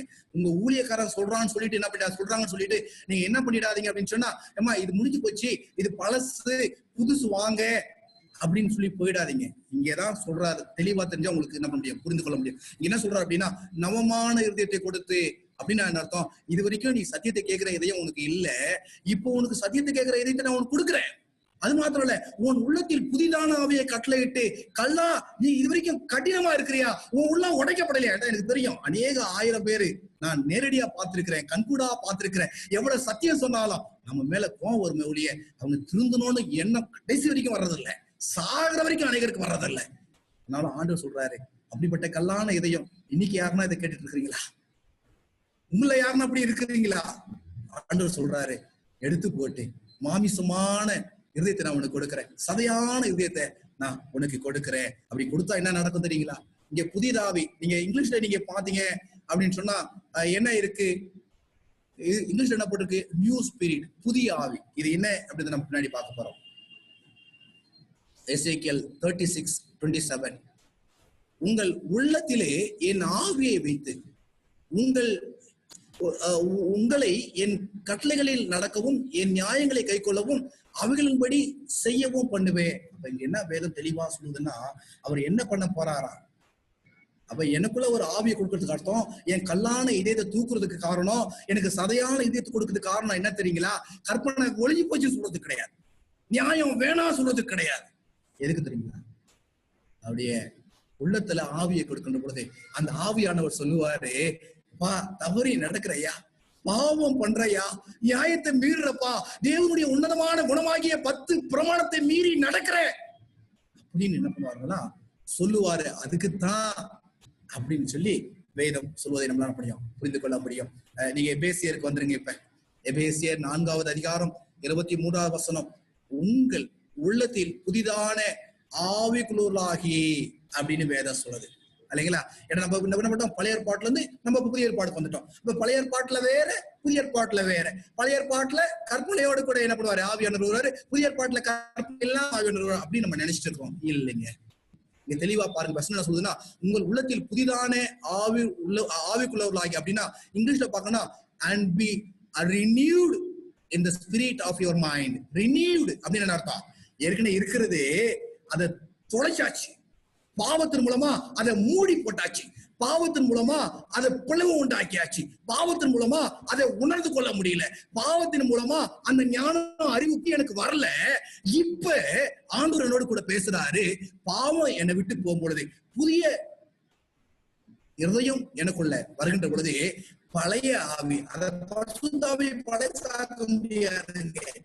அவர் நேற்றும் இன்றும் என்றும் கிறிஸ்து எப்படி மாறாத இருக்கிறாரோ, பிதாவானவர் எப்படி மாறாத இருக்கிறாரோ, அதே போல இவரும் மாறாதவர். அவர் மூவரில் ஒருவர், ஆதியிலிருந்து இருப்பவர், அல்பா ஒமேகாவானவர் இல்லைங்களா? அப்ப அதே ஆவிதான் உன்னை நீ மாத்திக்கிட்ட பிறகு உன்னை நீ உள்ளத்தை கற்பனை பாதிக்க வருகின்ற பொழுது அவர் புதுசாக்குறாரு, ரினிவல், புதுசுப்படுத்துறாரு. அவ்வளவுதான். புதுசு நம்ம நினைக்கூடாது, இதை இருக்கிற இதை தூக்கி போட்டு வேற வைக்க போறாங்க, புது ஆவி கொண்டு வராங்கன்னா வேற ஆவி கிடையாதுங்க. அதே பரிசுத்த ஆவியானவர் நீ பாவத்தின் மூலமா தொலைச்சு போனதை திரும்பவும் கையில கொடுக்குறாரு. அது தெளிவு. காணாத போன குமாரன் புது குமாரன் வந்தல்ல, போயிட்டான் பாவியா வரான். அந்த பாவியா வருகின்ற பொழுது நான் ஒண்ணும் இல்லையா, நான் ஐயோ அப்பான்னு சொல்ற எனக்கு பாக்கியம் இல்லை. அப்படி வரும் பொழுது ஆண்டவர் அவனுக்குள்ள ஆவியை கொடுக்கிறார், மகனா ஏற்றுக்கிறார். அதே போல அந்த ஆலயத்திற்கு சென்ற 2 பேர்ல ஒரு நாயக்காரன், ஐயா உங்களுடைய ஆலயம் வர எனக்கு தகுதி இல்லை, நான் பாவி, எனக்கு பாத்திரம் இல்ல, கிருபை புரோதற்கும் பாத்திரம் இல்லைன்னு நான் ஒதுக்கின்ற பொழுது அப்படிப்பட்ட ஆட்களை ஆண்டவர் தேர்ந்தெடுத்து என்ன பண்றாருன்னா அவனுக்கு மீண்டும் ஆவியை கொடுக்கிறாரு. இதுதாங்க புதுப்பித்தல். நீங்க நான் நினைக்கிற மாதிரி என்ன கற்பனை இல்லாம வாழ்ற வாழ்க்கை புதுப்பித்தல் வாழ்க்கை கிடையாது, ரினியூட். அதை திரும்ப உங்க வேதத்துல படிங்க, புதிய ஏற்பாட்டிலே நீங்க திரும்ப திரும்ப படிக்கும்படியாக கேட்டுக்கொள்வேன். யோவேலின் புஸ்தகம் 2:28, 29 2 வசனத்தை பார்க்கும்போது என்ன சொன்னா, நான் மாமிசமான யார் மேலும் என் ஆவியை ஊற்றுவேன், அப்போது உன் குமாரரும் உன் குமாரத்தில் தீர்க்கம் சொல்வார்கள், உன் மூப்பர்கள் சொப்பனங்களையும் உன் வாலிபர்கள் தரிசனங்களையும் காண்பார்கள், ஊழியக்காரர் மேலும் ஊழியக்காரர் மேலும் அந்நாளிலே என் ஆவியை ஊற்றுவேன். ஆண்டுடைய வார்த்தை என்ன தெரியுங்களாங்க, ஒருத்தரை கூட விட போறது, ஊழியக்காரன் மூப்பேர் வாலிபர் குமாரன் குமாரத்தி உன் வீட்டுல உனக்கு ஆண்டவர் ஆவியை ஊத்த காத்திருக்காரு. Are you ready to receive? ஆயத்தமா இருக்கிறீங்களா? ஆண்டவர் உங்க மேல ஊத்துவதற்கு நீங்க தாகமா இருக்கிறீங்களா? அல்லது உங்களுடைய பாவத்துல நீங்க மூடி போயிட்டு பரிசுத்த ஆவியானவர் மூடி போட்டு வச்சிருக்கீங்களா? என் தேவனுடைய பிள்ளைய ஆண்டவர் ஆவியானவர் உனக்குள்ள பேசுவார் அப்படின்னா இன்னைக்கு அவருடைய பக்கம் திரும்புங்க. ஏன்னா இங்க வேதத்துல பாக்குறோம் சீஷர்கள் அவருடைய வாழ்க்கை முழுசு எப்படி இருந்தா தெரியுங்களா? அப்போஸ்தலர் 13:52, ஆக்ட்ஸ் 13:52. சீஷர்கள் சந்தோஷத்தினாலும் பரிசுத்த ஆவியினாலும் நிரப்பப்பட்டார்கள். சீஷர்கள் என்ன பண்ணாங்களா? அவங்க பரிசுத்த ஆவியிலே நிரப்பப்பட்டாங்க. அவங்களுக்கு முன்னாடி நிறைய குறைகள் இருந்தது. ஆனா என்னைக்கு ஆண்டவரை முழுமையா ஏற்றுக்கொண்டார்களோ, என்னைக்கு பரிசுத்த ஆவியானவர் அவளுக்குள்ள வந்து அவருடைய பாவத்தை குறித்த உணர்வை அவளுக்கு கொடுத்தாரோ, அன்றிலிருந்து அவங்க சந்தோஷத்திலும் ஆவியிலும் நிரப்பப்பட்டு எங்க போனாலும் ஊழியம். அதை பத்தி வாசித்து பார்த்தேன். நிறைய வசனங்களுக்கு போக முடியல. அவங்க ஆவியானவர் அவங்க போக சொல்லுவாரு, இல்ல போவேன்னு சொல்லுவாரு. இங்க போகாதீங்க, இங்க செய்யுங்க. அதை என்ன பண்ணுவாரு? ஆண்டவர் ஏற்றி எல்லா காரியங்களும் ஆவியானவர் தான் அவங்களை வழி நடத்தினார். பேதுரு அப்போஸ்தலர் 10:19, ஆக்ட்ஸ் 10:19. பேதுரு அந்த தரிசனத்தை குறித்து சிந்தனை பண்ணி கொண்டிருக்கிறார். ஆவியானவர் இதோ 3 மனுஷன் உன்னை தேடுகிறார்கள். பாருங்க என்னென்னலாம் ஆவியானவர் சொல்றா பாருங்க. உன்னை தேடுறாங்க, இப்போ சத்தியம் சொல்லு, இல்ல இங்க போ, அங்க போ, தரிசனம். சீஷருடைய வாழ்க்கையில பரிசுத்த ஆவியானவர் தாங்க நிறைஞ்சிருந்தாங்க. இயேசு கிறிஸ்துவின் போது அவருடைய மகிமை உணராமல் வாழ்ந்திருந்தாலும் அதுக்கப்புறம் தப்பு உணர்ந்து கொண்டு ஆவியானவரை இறுக்கமா பிடிச்சுக்கிட்டு தேவனுடைய பிள்ளைய ஆவியானவரை இறுக்கமா பிடித்துக் கொள்ளுங்க. அப்போஸ்தலர் 10:44, ஆக்ட்ஸ் 10:44. இந்த வார்த்தைகளை பேதுரு பேசிக் கொண்டிருக்கையில் வசனத்தை கேட்டவர்கள் யார் மேலும் பரிசுத்த ஆவியானவர் இறங்கினார். அவர் மேல இறங்கினாரு. இப்போது எப்படின்னா அதை கேட்டுக்கொண்டிருக்கிற எல்லார் மேலையும் இறங்கினார். அப்போஸ்தலர் 20:22. இப்போது நான் ஆவியிலே கட்டுண்டவனாய் எருசலேமுக்கு போகிறேன், அங்க எனக்கு என்ன நேரிடப்படுதுன்னு நான் அறியேன். அப்ப என்ன அர்த்தம்? இங்க பவுல் சொல்றாரு, நான் எருசலேம் போறேன், என் ஊழியத்தின் பாதையில அங்க எனக்கு என்ன நேரிடும், சாவு வந்தாலும் வரலாம், அது என்ன நடந்தாலும் பத்தி எனக்கு கவலை இல்லை, ஏன்னா ஆவியானவர் வழி நடத்தட்டும் அப்படின்னு அந்த காலத்துல இருக்கிற ஊழியக்காரங்க தங்களை ஒப்புக்கொடுத்து முழுசா இறங்கினாங்க. இந்த காலத்துல தேவனுடைய பிள்ளைய நீங்க பாருங்களேன். வெளிப்படுத்தல் 21:10. பெரிதும் உயரமான ஒரு பொழுத்திரும்பல என்னை ஆவியிலே கொண்டு போய் தேவனுடைய மகிமை அடைந்த எருசலேமாகிய பரிசுத்த நகரம் பரலோகத்தை விட்டு தேவனிடத்திலிருந்து இறங்கி வருவதை எனக்கு காண்பித்தார். தெளிவா ஒண்ணு புரியுது. என்னன்னா ஆண்டவர் இந்த யோவானை தூக்கி கொண்டு உயரமான பழத்துல வைத்து தேவனுடைய மகிமையை காண்பிக்கிறார், பரிசுத்த நகரத்தை காண்பிக்கிறார், பரலோகத்தில் இருக்கிற ஆலயத்தை ஆண்டவர் காண்பிக்கிறார், பரலோகத்தினுடைய மகத்துவத்தை காண்பிக்கிறார். ஆவியானவரை நீ ஏற்றுக்கொண்டா என்றார், ஆவியானவர் உன்னை நடத்துவார் என்று சொன்னார். நீ என்ன மகிமையெல்லாம் காண வேண்டியிருக்கு தெரியுங்களா? அதான் தாவீது சொல்றாரு, ஆண்டவரே வேதத்தில் உள்ள அதிசயங்களை காண்படியா என்னுடைய கண்களை திறந்தருளுங்க. என்னுடைய பிள்ளைய இந்த வேதத்தை உன் கண்ணை திறந்து பார்த்து அப்படின்னு சொன்னா பரலோகத்தினுடைய மகிமை காண முடியும், தேவனுடைய மகிமை காண முடியும். இன்னும் ஆண்டவர் அநேக சத்தியத்தினுடைய மகிமையை உனக்கு காண வைப்பார். ஆனா ஆவியில நிறைஞ்சிருக்கணும், ஆவிக்குள்ள வாழணும், ஆவியானவர் உன்னை தூக்கிட்டு போனோம், இல்ல ஆவியானவரோட எச்சரிப்பு கொடுக்கணும், ஆவியானோட வழி நடத்தணும். சீஷர்கள் அப்படி இருந்தாங்க. தேவ ஆவியானவர் யோவான் 4:24 வாசிப்போம். ஜான் 4:24. தேவன் ஆவியா இருக்கிறார், அவரை தொழுது கொள்ளுள்ள ஆவியோடும் உண்மையோடும் அவரை தொழுது கொள்ள வேண்டும் என்றார். அப்ப ஆண்டவர் எப்படி இருக்கிறார்களா? ஆவியா இருக்கிறார். நீங்க அவரை தொழுது கொள்ள வேணும் அப்படின்னு நீங்க நினைச்சீங்க அப்படின்னு சொன்னா ஆவியிலே தொழுது கொள்ள வேண்டும். ஏன்னா நீங்க அநேக பிள்ளைகளுக்கு ஆவியில தொழுது கொள்றது அப்படின்னு சொன்னா பெரிய கேள்விக்குறியா இருக்கு. அநேக இதை தவறா எடுத்துக்கிட்டு என்ன பண்றாங்கன்னா நிக்காம துள்றாங்க, தரையில நிக்காம என்ன பண்றாங்க வானத்துல நிக்க நினைக்கிறாங்க. அதுதான் ஆவியை பெற்றோம். இங்க ஓடுறாங்க, அங்க ஓடுறாங்க, அவருடைய ஆடைகளுடைய அலங்கோலமாயத்தை கூட உணராதபடிக்கு அநேகர் ஆவின்ற பெயர்ல தங்களை ஏமாத்திக்கிட்டு ஊழியக்காரன் தப்பாய் வழி நடத்துவதற்கு அவனுக்கு கீழ்ப்படிஞ்சுக்கிட்டு ஆவிக்குரிய வாழ்க்கையை நாசமாக்கி கொண்டிருக்கிறார்கள் அநேக பிள்ளைகள், தேவனுடைய பிள்ளைகள். உங்களுக்கு கொடுக்குற எச்சரிப்பு என்ன அப்படின்னா, வேதம் தெளிவா சொல்றது, தேவன் ஆவியா இருக்கிறார், அவரை தொழுது கொள்கிறவர் ஆவியோடும் உண்மையோடும் அவரை தொழுது கொள்ள வேண்டும் என்று சொல்லி வேதம் சொல்லுகிறது. கூச்சல் போடுவதற்கு கிடையாது, அங்கு இங்கு கத்துவதற்கு கிடையாது. தேவ ஆவியானவர் பேசுகின்ற பொழுது உள்ளத்தை திறப்பதற்கு, ஏண்டா ஆவியானவரை தேவன் ஆவியா இருப்பதனாலே அவரை தொழுது கொள்வர்கள் எப்படி தொழுது கொள்ள வேண்டும் என்று வேதம் சொல்லுகிறது. யோவான் 6:63, ஜான் 6:33. ஏன்னா சிலர் தப்பா புரிஞ்சுக்கிறதுனால இந்த வசனம் நான் உங்களுக்கு சொல்றேன். 6:63. சிலர் தப்பா புரிஞ்சுக்கிறதுனால அந்த வசனத்தை நான் சொல்ல வேண்டிய சூழ்நிலை இருக்கிறது. ஆவியோ உயிர்ப்பிக்கிறது, மாமிசமானது ஒன்றுக்கும் உதவாது. நான் உங்களுக்கு சொல்லுகிற வசனம் ஆவியும் ஜீவனும் இருக்கிறது. அப்ப அநேகர் ஆவியாய் தொழுது கொள்றது என்ன நினைச்சுக்கிறாங்க அப்படின்னா, துள்றது, ஜம்ப் பண்றது, லபலபலபலான்னு கத்துறது இல்ல. வேதம் சொல்லுது ஆவினா என்ன? ஆவி உயிர்ப்பிக்கிறது. அது மாத்திரம் இல்ல, ஆவினா என்ன அப்படின்னா ஆவி வசனம் தான் ஆவி. என்ன வசனங்கள் சொல்றபடி நடக்கிறது தாங்க ஆவி. நீங்க நிறைய பேருக்கு அது தெரியறது கிடையாது. நான் சொல்லல, வேத வசனத்தோடு சொல்றேன். எந்த இடத்துலனா ஆவியை பெற்றவர்கள் துள்ளி குதிச்சு தங்களை ஏமாத்தினது உண்டா? இல்ல ஆடை கலைய தங்களை மானப்படுத்திக் கொள்வது உண்டா? இல்லைங்க, வேதத்துல இல்ல. ஆனா இங்க தெளிவாய் போட்டிருக்கு. என்னன்னா ஆவியோ உயிர்ப்பிக்கிறதா? என்ன உயிர்ப்பிக்கிறது? அதனாலதான் சங்கீதத்துல நீங்க 19:7 நீங்க வாசிக்க அப்படின்னு சொன்னா, தேவனுடைய பிரமாணம் எனக்கு உயிர் கொடுக்கிறது, உயிர்ப்பிக்கிறதுன்னு சொல்லி இருக்கோம். தெளிவா நீங்க புரிந்து கொள்ளுங்க.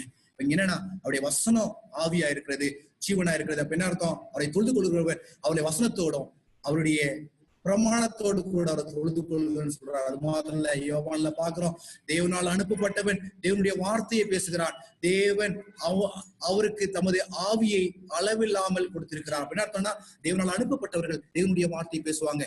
அவங்களுக்கு தான் ஆவி கொடுக்கப்பட்டிருக்கு, இல்லைங்களா? நீங்க நினைக்கிற மாதிரி படுத்து உருள்றவங்களுக்கு கிடையாது. ஆலயத்தை அவமானப்படுத்துறவர்கள் கிடையாது.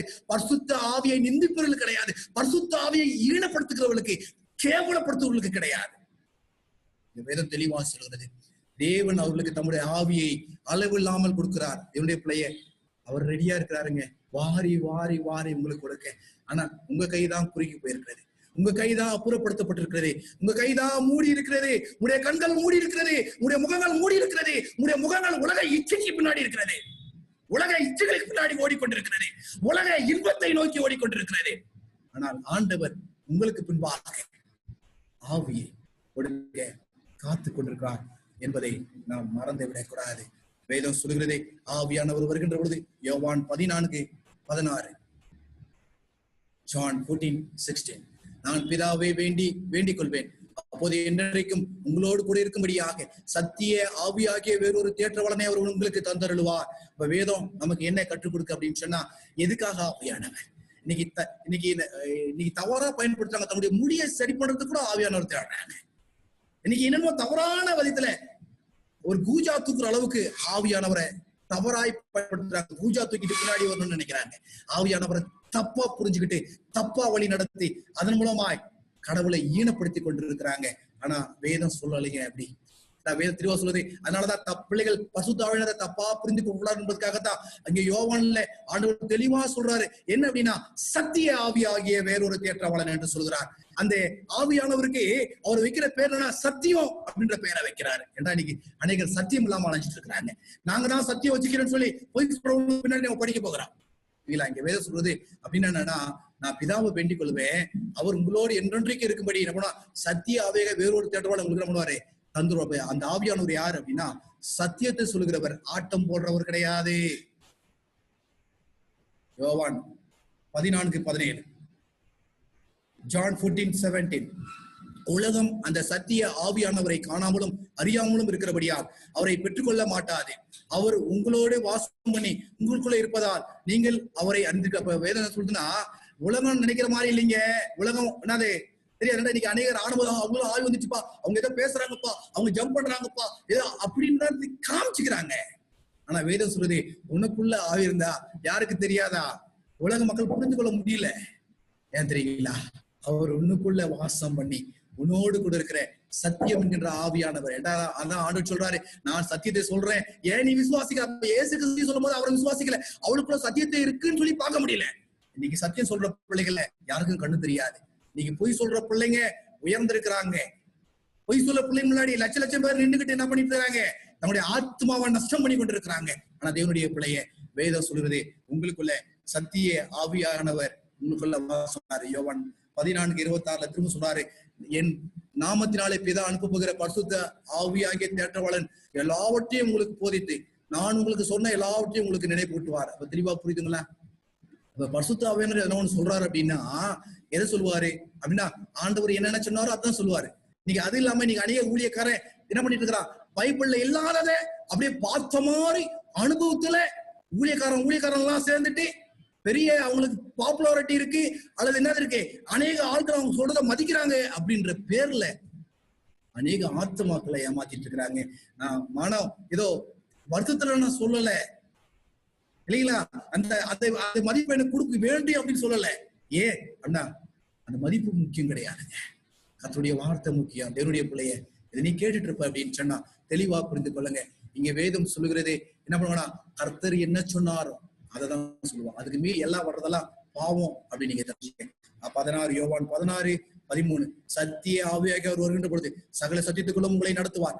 அவர் தம்முடைய சுயம் பேசாமல் தாம் கேள்விப்பட்டவர்களையும் யாவற்றையும் சொல்லி வரப்போகிற காரியங்களையும் உங்களுக்கு அறிவிப்பார். அப்ப அவர் ஆவியானவரே நம்ம பார்த்தோம், தேவனுடைய ரகசியங்களை அறிஞ்சிருக்கிறாரு, எல்லாவற்றையும் அறிஞ்சிருக்கிறாரு. சர்வ வல்லவரை குறித்து தானே எல்லாவற்றையும் அறிஞ்சிருக்கிற கூட தான் சுயமா பேசுறது கிடையாது. இங்க ஊழியக்காரன் சுயமா பேசிட்டு இருக்கிறான். தரிசனத்துல அதை பார்த்தேன் இதை பார்த்தேன்னு கதை விட்டுட்டு இருக்கிறான், பைபிள் இல்லாதத. ஆனா என் விசுவாச பிள்ளைங்க ஏதோ 1 2 அற்புத அடையாளங்கள் இல்லைங்களா, அதை தவறா புரிஞ்சுக்கிட்டு அதை பார்த்துட்டு இன்னைக்கு சத்தியத்தை கோட்டை விடுற திருச்சபை பிள்ளைகள், நிறைய விசுவாச பிள்ளைகள் ஏமாந்துட்டு இருக்கிறாங்க. தேவனுடைய பிள்ளைய ஒரு ஊழியக்காரனை பார்ப்பதற்கு அவனுடைய அற்புத அடையாளங்கள் மட்டும் அவனை ஊழியக்காரனா நிறுத்தாதீங்க. நீங்களா ஏன்னா இன்னைக்கு அசுத்த ஆவிகளும் அற்புத அடையாளங்களை செய்யும், பிசாசினுடைய ஆவிகளும் அற்புத அடையாளங்களை செய்யும். ஏன்னா ஒரு ஊழியக்காரனை பார்ப்பதற்கு அற்புத அடையாளம் மாத்திரம் அல்ல, இங்க வேற சொல்றது சகல சத்தியம் வழிநடத்தப்படணும். சகல சத்தியம். இன்னைக்கு பிள்ளைகளுக்கு சகல சத்தியம்னா என்ன அப்படின்னு தெரியல, தெரிஞ்சுக்கிங்க இதனுடைய பிள்ளைகளை. யார்கிட்ட சகல சத்தியமும் இருக்கோ அவங்கத்தான் ஆவியின் மூலமாய் வழிநடத்தப்படுவார்கள். ஆவியானவர் வந்தாருன்னா உன்னை ஆட்டம் போட வைக்க மாட்டாரு, சத்தியத்தை தியானிக்க வைப்பார். பைபிள் இப்படி சொல்லுது, இந்த வசனம் என்ன அர்த்தம், இந்த வசனம் என்ன அர்த்தம், ஆனா இவங்க இப்படி இருக்கும்போது இவங்க வேற மாதிரி சொல்றாங்களே, ஆனா பெரிய ஊழியக்காரங்களா இருக்காங்களே, உங்களுக்கு ஜனங்கள் மத்தியில பிரபலமா இருக்கிறாங்களே, அவங்க வார்த்தையை மட்டும் பார்த்து ஏமாந்து போகாதீங்க. பைபிளை பாருங்க. ஆவியானவர் வந்தார் அப்படின்னு சொன்னா நீங்க அநேக ஆவியர் வந்தாருன்னா அந்நிய பாஷை பேசணும், ஆட்டம் போடணும், இல்ல திருக்கசனம் சொல்லணும், இல்ல என்ன பண்ணணும், அங்க நடக்க போகுது இது நடக்கணும்னு சொல்லணும் அப்படின்னு எதிர்பார்க்கறாங்களே ஒழிய சத்தியத்தை கத்துக்கணும்னு எதிர்பார்க்கவங்க இல்லைங்க. தேவனுடைய பிள்ளை உங்களுக்கு எச்சரிப்பா சொல்றேன், யாரா இருந்தாலும் பாருங்க. இங்க வேத வசனம் தெளிவா சொல்லுது என்னன்னா 2 தெசலோனிக்கேயர் 2 தெசலோனியர் 2:13 2 தெசலோனிக்கேயர் 2:13 கர்த்தருக்கு பிரியமான சகோதரனே, நீங்கள் ஆவியிலே பரிசுத்தமாக்கப்படுவதற்கும் சத்தியத்தை விசுவாசிப்பதற்கும் ரட்சிப்படைவதற்கும் ஆதி முதல் தேவன் உங்களை தெரிந்து கொண்டபடியால் நாங்கள் உங்களை குறித்து எப்பொழுது தேவனை சோஸ்தரிக்க கடனாளிகளா இருக்கிறோம். அப்ப என்ன அர்த்தம்னா இன்னைக்கு மாத்திரம் கிடையாதுங்க, ஆதி முதல். அந்த வார்த்தையை தெளிவா நீங்க புரிந்து கொள்ளுங்க. ஆதி முதல் பைபிள் சொல்லுது God hath from the beginning chosen you to salvation. அப்ப என்ன அர்த்தம்னா ஆதி முதல் உங்களை தெரிந்து கொண்டபடியால். எதுக்கு தெரிந்து கொள்கிறார் ஆண்டவரே, எதுக்கு? ஃபர்ஸ்ட் ஆவியில நீ பரிசுத்தமாக்கப்படணும். ஆவியை நீ எதுக்கு யூஸ் பண்ற? பரிசுத்தமாக்கப்பட அர்த்தம் ஆவி உனக்குள்ள வந்தா உன் குணம் மாறணும். ஒரு தப்பு வரக்கூடாது, எந்த ஒரு தப்பும் உனக்குள்ள இருக்கக்கூடாது, பாவம் உனக்குள்ள வரக்கூடாது. அப்ப நீ பரிசுத்தப்படணும். ஏடா பரிசுத்த ஆவியினுடைய வேலை என்ன தெரியுங்களா? நீங்க உங்களுடைய அழுக்குகளை மாற்றி சுத்தப்படுத்தி உங்களை பரிசுத்தப்படுத்துவதற்குத்தான். அப்ப பரிசுத்தாவி எனக்குள்ள இருக்குன்னா என்ன பார்க்கறவங்க புரிஞ்சுக்கணும், என்னப்பா இவன் வேறையா இருக்கிறானே, இவன் வேற ஆவி இருக்க, இவனுக்குள்ள விசேஷித்த ஆவி இருக்க, தானியேலை போல, காலேபு போல, யோசுவாவை போல, மோசேவை போல, இன்னும் திருகசிலை போல அப்படின்னு பார்க்கணுங்க, குணம் மாறணுங்க. அதுக்கப்புறம் என்ன அர்த்தம்னா சத்தியத்தை என்ன பண்ணணும், விசுவாசிக்கிறோம். ஆவியை பெற்றுக்கொண்டு அது மாத்திரம் போதாதுங்க, அந்த ஆவியை சத்தியத்துக்குள்ள கொண்டு வரணும். சத்தியத்தையும் விசுவாசிக்கணும், ஆவி இருக்கணும், சத்தியமும் இருக்கணும் இல்லைங்களா? அப்பதாங்க விசுவாசிக்க முடியும், ரட்சிப்படைய முடியும். இல்லைன்னா இது இல்லைன்னா யாருமே ரட்சிப்படைய முடியாது. நான் ஆவியை பெற்றுட்டேன், அந்நிய பாஷை பேசுறதுனால ரட்சிப்பு அப்படின்னு பைபிள் என்ன பண்ணல, சொல்லல. மறந்துடாதீங்க. பாருங்க, நான் ஜம்ப் பண்றேன், குதிக்கிறேன், ஆடுறேன், திரும்ப சொல்றேன், நான் சொல்றது அப்படியே நடக்குது, நான் கையை வச்சா சுகமாகுது, அதனால ரட்சிப்பு இல்ல. அக்கறை சேர்க்கிறான்னு விட்டு அகன்று பொங்கல் தான் பைபிள் வித்தியாசமா சொல்லுது. பைபிள் அப்புறமா எடுத்து படிச்சு பாருங்க, உங்களுக்கு புரியும். இங்க வேதம் சொல்லுது ஆவியை பெற்றீங்கன்னா பரிசுத்தமாகுங்க, சத்தியத்தை விசுவாசிங்க, அப்போ ரட்சிப்படைய முடியும் அப்படின்னு வேதம் சொல்லுது. 1 பேதுரு 1:22 1 Peter 1:22 ஆகையால் நீங்கள் மாயமற்ற சகோதர சிநேகம் உள்ளபடி ஆவியிலே சத்தியத்துக்கு கீழ்ப்படிந்து உங்கள் ஆத்துமாக்களை சுத்தமாக்கி கொண்டவர்களா இருக்கிறபடினால் சுத்த இதயத்தோடு ஒருவர் ஊக்கமாய் அன்பு கூறுங்கள். தெளிவா தெரிஞ்சுக்குங்க. நமக்குள்ள ஆவி இருக்கும் அப்படின்னா மாய்மாலம் இருக்கக்கூடாதுங்க. மாய்மாலமா இங்க ஒரு பேச்சு, அங்க ஒரு பேச்சு, இங்க ஒரு பேச்சு இருக்கக்கூடாது. அப்படி பேசுறவன் கிறிஸ்தவன் கிடையாது, பேசுறவன் கிறிஸ்தவ கிடையாது. மாய்மாலம் இருக்கக்கூடாதுங்க. உனக்குள்ள மாய்மாலம் இருக்கு, உனக்குள்ள வாயிலிருந்து தவறான வார்த்தைகள் வந்து கொண்டிருக்கிறது. இல்லையா? உனக்குள்ள சத்தியம் இல்ல, உனக்குள்ள பாவம் தூங்கிட்டு இருக்கு, ஆவியானவர் மூடப்பட்டு இருக்கிறாரு. ஆனா இங்க ஆவியானவர் என்ன பண்ணா, சத்தியத்திற்கு கீழ்ப்படிந்து என்று வேலை சொல்லுதப்பா. சத்தியத்திற்கு கீழ்ப்படுறீங்களா? நீங்க யோசித்து பாருங்களா. எல்லாம் சொல்லுவீங்க, எல்லாம் இல்லைங்க, ஆமா நாங்க சர்ச்சைக்கு போறோம், ஜெபம் பண்றோம், எங்க சபையில சத்தியம் சொல்றாங்கன்னு நீங்க சொல்லலாம். ஆனா பைபிள் சொல்லுதா உங்க சபையில சத்தியம் இருக்கு அப்படின்னு சொல்லிட்டு நீங்க யோசித்து பாருங்க. 2 பேதுரு 1:21.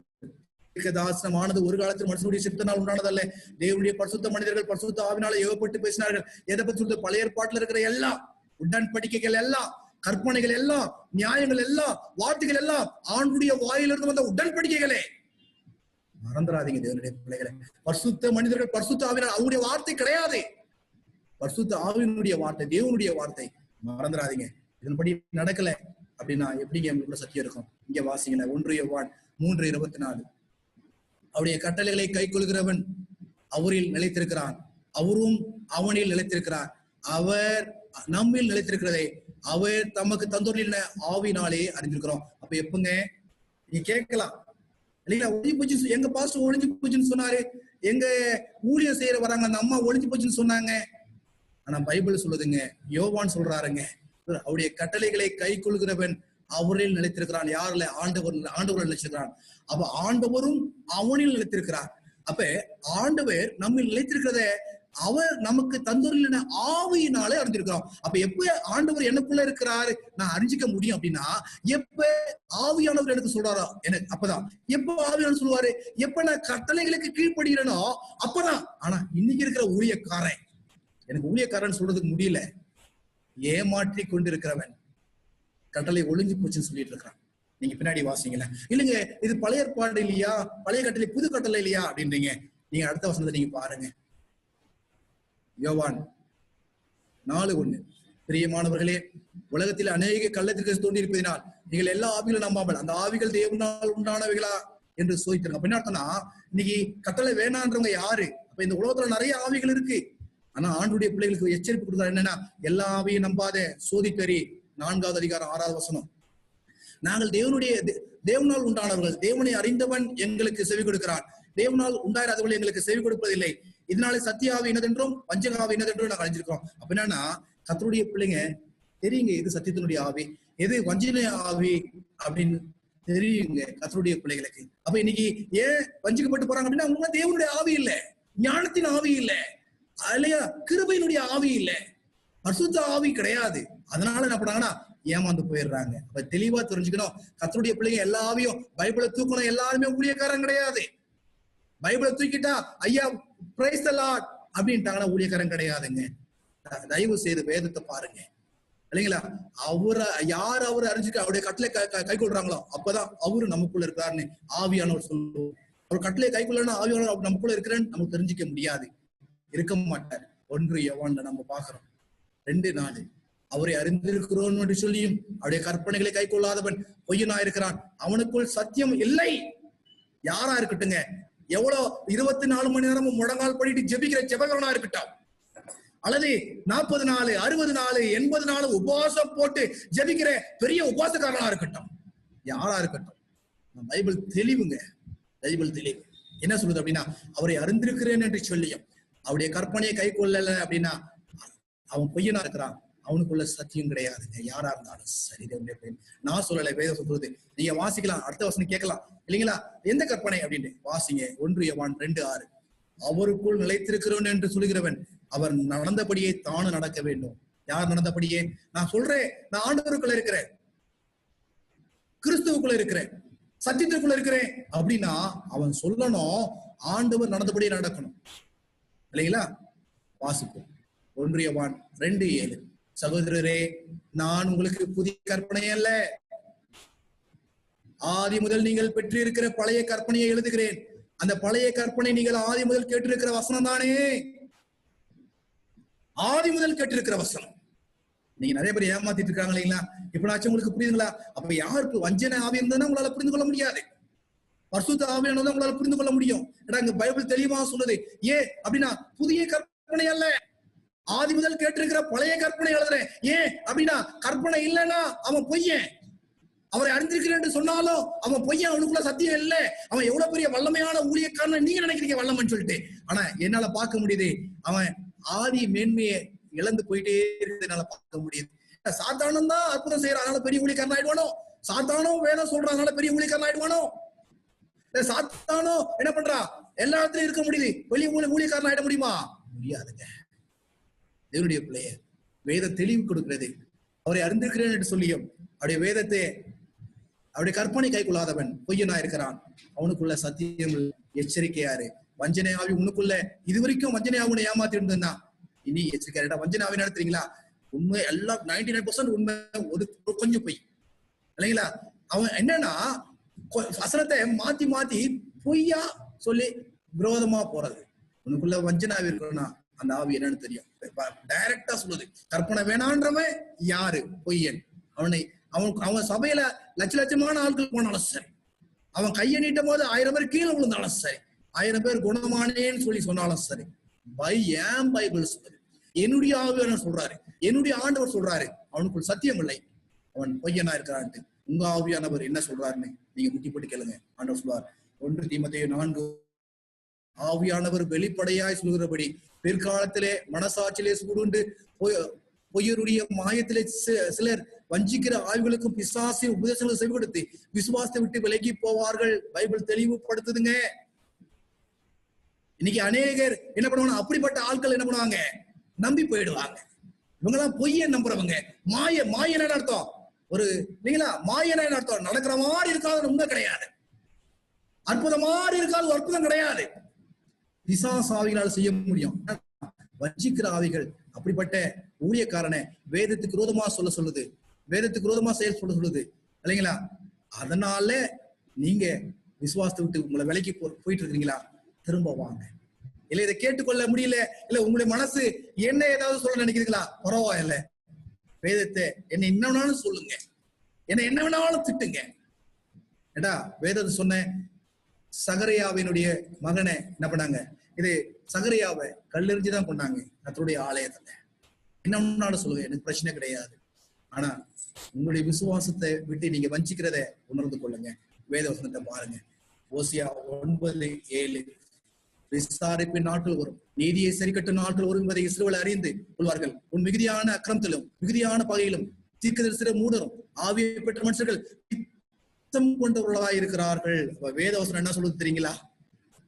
நல்லா பித்தம் கொண்டவர்களா இருக்கிறார்கள் அப்படின்னு என்ன அர்த்தம் தெரியுங்களா? பித்து பிடிச்சவங்க. இவ்வளவு இது புரியலன்னா பித்து பிடிச்சவங்க. பித்து பிடிச்சா இங்கிலீஷ்ல பாருங்க தெரியும். Spiritual man is mad. பைத்தியக்காரங்க, கற்பனைக்குள்ள வழி நடத்தாதவன், சத்தியங்கள்ல பொய்யன்னு ஆண்டு சொல்லிட்ட பிறகு நான் ஊழியக்காரன் என்கிட்ட வேதம் இருக்கு அப்படின்னு ஜம்ப் பண்றான் பாருங்க, சொல்றான் பாருங்க. அவன் யார் தெரியுங்களா? ஆவிக்குரிய மூட. அதனாலதான் வேதம் தெளிவா சொல்லுது. அது எப்ப தெரியும்? எப்ப உங்களுக்கு தெரிய வரும்? இன்னைக்கு தெரியலன்னா ஐயோ பாவம், விசாரிப்பின் நாட்கள் வருங்க, நீ சரி கட்டு நாட்கள் வரும். அப்ப இஸ்ரவேல் அறிஞ்சு கொள்வாங்க, தேவனுடைய பிள்ளைகள் அறிந்து கொள்வாங்க யார் ஊழியக்காரன். அப்ப அறிஞ்சு பிரயோஜனம் கிடையாது. ஏன்னா ஒரு ரட்சிப்பு போச்சே, அப்ப அறிஞ்சு என்ன பிரயோஜனம்? அதான் வேத சொல்லுது, உன் மிகுதியான அக்கிரமங்களையும் உன் மிகுதியான வகையிலையும் என்ன பண்றாங்க? திரும்ப எப்படி ஆயிட்டாங்க? மூடர் ஆயிட்டாங்க. நீங்க கதை விட்டுருக்காங்க. இல்ல கொள்ள நோய் வந்துருக்கு, அதை பத்தி நான் பேசுவேன். கொள்ள நோய்களும் இன்னைக்கு உள்ள தீர்க்கதரிசிகளும் எப்படிப்பட்டவங்க அப்படின்னு வேத வசனத்துல நான் பேசுறேன். அதை நான் இங்க பேச விரும்பல, அங்க நான் பேசுறேன். கொரோனா அந்த தீர்க்கதரிசிகள் யாரு அப்படின்னு ஒரு அறிவை உனக்கு உணர்த்து வருது. நீ வேதத்தை படிச்சு அவங்கள பாத்தீங்கன்னா அவங்க உண்மையாய் பொய்யா அப்படின்னு புரிஞ்சு கொள்ள முடியும். நான் அதை பொறுமையா சொல்றேன். ஆனா இன்னைக்கு இருக்கிற ஆவியை பெற்றன்னு சொல்ற மனுஷருக்கு எப்படிப்பட்டவங்க தெரியுங்களா? ஸ்பிரிச்சுவலி மேட், பைத்தியக்காரர்கள். பித்து கொண்டவர்களும் தெரியலன்னா பைத்தியக்காரர்கள். எச்சரிக்கையா இருங்க அப்படிப்பட்ட பைத்தியங்கள்ல இருந்து. ஏன்னா உங்களை பைத்தியமாக்கிடுவாங்க. உங்களுடைய வசனத்தை விட்டு உங்களை பிரிச்சு எடுத்துருவாங்க. ஏசாயா 63:10, ஐசாயா 63:10. அவர்களோ கலகம் பண்ணி அவருடைய பரிசுத்த ஆவியை விசனப்படுத்தினார்கள், அதனால் அவர் அவர்களுக்கு சத்ருவாய் மாறி அவரே அவர்களுக்கு என்ன பண்ணுவார்? விரோதமாய் யுத்தம் பண்ணுவார். இங்க நம்ம படிச்சோம். ஆவியானுடைய வேலை என்னன்னா, ஆவியானவர் வெள்ளம் போல சாத்தா வரும்போது ஆவிதானே கொடி பிடிப்பார் இல்லைங்களா? எப்ப ஆண்டுடைய கற்பனையை மீறியோ அப்ப இப்ப ஆவின்னு ஆடிட்டு இருக்கிற இல்லையா, சொல்லிட்டு இருக்கிற இல்லையா, நினைச்சிட்டு இருக்கிற இல்லையா, அந்த ஆவியானவர் உனக்கு விரோதமா யுத்தம் பண்ண போறாரு. என்ன பண்ண போற? ஆவியானவர் உனக்கு விரோதமா யுத்தம் பண்ண போற. நீ எந்த ஆவியை சொல்லி நீ மக்களை ஏமாத்துறியோ, விசுவாச பிள்ளைகளை ஏமாத்துறியோ, அல்லது உன்னை நீ ஏமாத்துக்கிறியோ, அந்த ஆவியானவர் உனக்கு விரோதமா நிற்கும் பொழுதுதான் உனக்கு யாருன்னு தெரியும். அதுக்குதான் இந்த டைம், கொரோனா டைம். எதுக்கு கொள்ளை நோய் டைம் தெரியுமா? இன்னைக்கு இருக்கிற ஊழியக்காரனை யாருன்னு தெரிஞ்சுக்கிறதுக்கு, அவனுடைய அற்புத அடையாளங்கள் என்ன, எங்க போச்சு அப்படின்னு தெரிஞ்சுக்கிறதுக்கு தான் இன்னைக்கு ஆண்டவர் சாம்பிள் அமைச்சிருக்கிறாருங்க. வாதைய சாம்பிள் வந்திருக்கு. ஏன்னா இன்னைக்கு இருக்கிற ஊழியக்காரன் தீர்க்கதரிசி சொல்றவன் நான் யாரு நீ புரிஞ்சுக்கணும் அப்படின்றதுக்காக தேவனுடைய பிள்ளைய செபத்தோடு, நீ ஒரு ஊழியக்காரனா இருப்ப அப்படின்னு சொன்னா என்ன பண்ணு, செபத்தோடு கூட நீ தேடிப்பார். அப்ப ஆண்டவர் பேசுவார். இல்லைன்னா பின்னாடி இவர்கிட்ட இன்னும் தொடர் செர்மன்கள் இருக்கு, செய்திகள் இருக்கு, அதுக்காக காத்திருந்தார். சீக்கிரமா ஆவியானவர் குதிரமா தூஷணம். மத்தேயு சொல்றது 12:31, நான் உங்களுக்கு சொல்லுகிறேன், எந்த பாவமும் எந்த தூஷணமும் மனுஷனுக்கு மன்னிக்கப்படும், ஆவியானவர் குரோதமாய் தூஷணம் மனுஷனுக்கு மன்னிக்கப்படுவதில்லை. கீழே பாத்தீங்கன்னா மனுஷகுமாரன் குரோதமாய் வார்த்தை சொன்னால் அது அவனுக்கு மன்னிக்கப்படும், ஆனா எவனாகிலும் பரிசுத்த ஆவி குரோதமாய் பேசினால் அது இம்மையிலும் மறுமையிலும் அவனுக்கு மன்னிக்கப்படுவதில்லை என்று வேத வசனம் சொல்லுது. என் அன்பு தேவனுடைய பிள்ளையே, நீ ஆவியை வச்சுக்கிட்டு ஏமாத்திட்டு இருக்கிறியே, என் ஊழியக்காரே, உடன் சகோதரனே, ஆவியை வச்சுக்கிட்டு பைபிளை வச்சுக்கிட்டு உன்னை நீ ஏமாத்துக்கிறியே. ஆண்டவருக்கு இயேசு குரோதமா சொன்னால் மனுஷகுமாரன் மன்னிக்கப்படும் சொல்லி இருக்கு. ஆனா பரிசுத்த ஆவி குரோதமா ஏமாத்திக்காத. ஏன்னா பரிசுத்தம் போது பாவத்தை குறித்தும் நீதியை குறித்தும் நியாயத்தீர்ப்பை குறித்தும் உனக்கு உணர்த்துவார். கற்பனை குறித்து உணர்த்துக்கின்ற பொழுது நீ ஒளிஞ்சு போச்சுன்னு சொல்றேன். ஆனா அவரு ஆதியில கொடுத்த கற்பனை அப்படின்றாரு. ஆனா நீ ஏமாத்திக்கிற இல்லையா? அவனுடைய செபத்தோடு கூட கேளு. பரிசுத்தம் விரோதமா வந்தேன்னா அவர் உனக்கு எதிராக வரும்போது என்னால ஒண்ணும் பண்ண முடியாது. நான் வாசிப்போம், ஆவியினால் உண்டான எல்லா அசுசியும் நீங்க. 2 கொரிந்தியர் 7:11. இப்படிப்பட்ட வாக்கு தத்தங்கள் நமக்கு உண்டாயிருக்கிறபடியால் பிரியமானவர்களே, மாமிசத்திலும் ஆவியிலும் உண்டான எல்லா அசுசியும் நீங்க நம்மை சுத்திகரித்துக் கொண்டு பரிசுத்தமாக்குதலை தேவ பயத்தோடு பூர்ணமாக கடவோம். தேவனுடைய பிள்ளையே, உனக்கு ஒரு ஆண்டவர் ஒரு அழைப்பை கொடுக்கிறார். என்ன அழைப்பு அப்படின்னா, மாமிசம் அழுக்கு அடைஞ்சிருக்கா, ஆவி வேண்டும் உன்னை சுத்தப்படுத்த. இயேசு கிறிஸ்துவின் ரத்தம் வேண்டும். பரிசுத்த ஆவியானவர் உன்னை இயேசுவின் ரத்தத்தின் மூலமாய் வழி நடத்தி உன்னை சுத்திகரிக்கப்பட வேண்டும். நான் இன்னொரு வார்த்தையை இங்க நான் உங்களுக்கு போட்டு நீங்க பார்த்துருப்பீங்கன்னு நினைக்கிறேன்.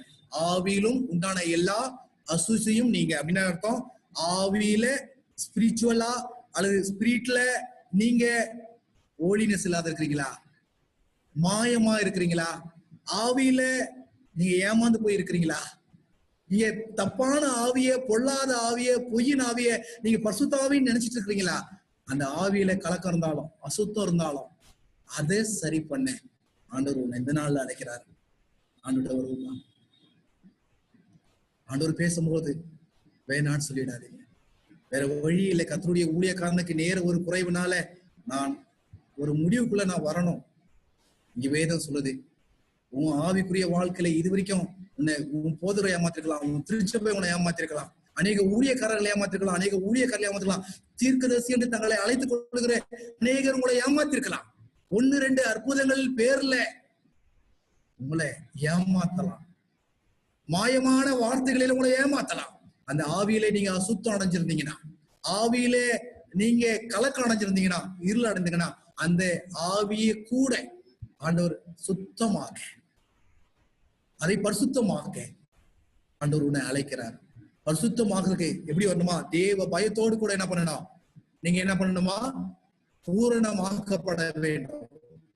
ஒரே 2 நிமிஷம் நான் ஒரு காரியத்தை சொல்ல நான் பிரயாசப்படுறேன். இதை சொல்லாம என்னால முடிக்க முடியல. லூக்கா 1:41, 67, 80 நீங்க வாசித்துக்குங்க நேரம் கிடைக்கும் போது. Look chapter 1:41, 67, 80. என்னன்னா, எலிசபெத் பரிசுத்த ஆவியில நிரம்பியிருந்தாங்க. அவருடைய கணவர் சகரியா பரிசுத்த ஆவியில நிறைஞ்சிருந்தாங்க. அவருடைய மகன் யோவான் ஸ்நானகன் ஆவியில பலம் கொண்டு நிறைஞ்சிருந்தது. எங்க எலிசபெத் நிறைஞ்சிருந்தாங்க, சகரியா அவருடைய புருஷன் நிறைஞ்சிருந்தாரு, அவருடைய மகன் நிறைஞ்சிருந்தாரு பரிசுத்த ஆவியில. என் தேவனுடைய பிள்ளையே, உன்னுடைய குடும்பம் எப்படி இருக்கு? உன் வீட்டுக்காரர் எப்படி இருக்காரு? உன் மனைவி எப்படி இருக்கிறாங்க? உன் பிள்ளைகள் எப்படி இருக்கு? எப்படி இருக்க வேண்டிய திருச்சபை பிள்ளைகள் நீங்க, விசுவாச பிள்ளைகள் நீங்க. எப்படி ஆவிக்குள்ள நிறைஞ்சிருக்க வேண்டிய நீங்க எதுல நிறைஞ்சிருக்கீங்க? குடும்பமா டிவிக்குள்ள நிறைஞ்சிருக்கிறோம், குடும்பமா சீரியலுக்குள்ள நிறைஞ்சிருக்கிறோம், குடும்பமா உலக பிரகாரமா நிறைஞ்சிருக்கிறோம், குடும்பமா பொறாமையில நிறைஞ்சிருக்கிறோம், குடும்பமா உலகத்தை தேடி உலகத்து பின்னாடி நிறைஞ்சிருக்கிறோம், உலக ஐஸ்வர்யத்துல நிறைஞ்சிருக்கிறோம், உலக உயர்வுல நிறைஞ்சிருக்கிறோம். என்னைக்கு நான் குடும்பமா ஆவிக்குள்ள நிறைஞ்சிருக்கிறீங்களா? வேதம் தெளிவா சொல்லுது, எலிசபெத் பரிசுத்தாவில நிரப்பப்பட்டாங்க. வயித்துல வளர்ந்த புள்ள பரிசுத்தாவில நிறைஞ்சிருந்தது. சகரியா பரிசுத்தாவில நிறைஞ்சிருந்தாரு. யோவான் ஸ்நானகன் பரிசுத்த ஆவியில இந்த உயிரை பத்தி அவர் கவலைப்படலைங்க. தேவனுடைய பிள்ளைய சத்தியத்தை சத்தியமா சொன்னாரு. உடைய என்னங்க ஆண்டவர் அழைக்கிறார். அந்த கடைசி காலத்துல ஆண்டவர் அழைக்க, உங்க குடும்பத்தை ஆண்டவர் அழைக்கிறார். இன்னைக்கு ஒரு நபருக்கு ஆண்டவர் அழைக்கல, டோட்டல் குடும்பத்தையும் ஆண்டவர் அழைக்கிறார். மணவன், கணவன், மனைவி, பிள்ளைகள், அப்பா, அம்மா, முழுமையாய் ஆண்டவர் பரிசுத்தமாக ஆண்டவர் அழைக்கின்ற பொழுது, என் அன்பு பிள்ளைய உன் ஆவியிலே பரிசுத்தமாக உன்னை ஒப்புக்கொடு, ஆண்டவர் உன்னை ஆசீர்வதிப்பார். நம்ம முதல் வசனத்துல பார்த்தோம், எதுக்கு ஆண்டவர் உடன்படிக்கை ஏற்படுத்தினார் அப்படின்னா பாவங்களை நீக்குவதற்கு. எதற்கு? உடன்படிக்கை தான் பரிசுத்த ஆவினார். உடன்படிக்கை ஒளிஞ்சு போச்சுன்னா பரிசுத்த ஒளிஞ்சு போயிருக்கணும், இல்ல இல்லையா? இல்லைங்க, உடன்படிக்கை இருக்கிறது. ஆவி என்கின்ற உடன்படிக்கை என்றும் இருக்கிறது. அநேக உடன்படிக்கை, எல்லா உடன்படிக்கையும் இருப்பதை நாம் பார்த்திருக்கிறோம். இந்த ஆவி என்கின்ற உடன்படிக்கையும் நம்முடைய மத்தியிலே இருக்கிறது. எதற்கு? நம்முடைய குடும்பமாய் பரிசுத்தமாகி பரலோக தேவனை நோக்கி பார்ப்பதற்கு, நம்மளை ஒப்புக் கொடுப்பதற்கு. ஆண்டவருடைய ஆசீர்வாதத்தை நன்றாக. ஆமென்.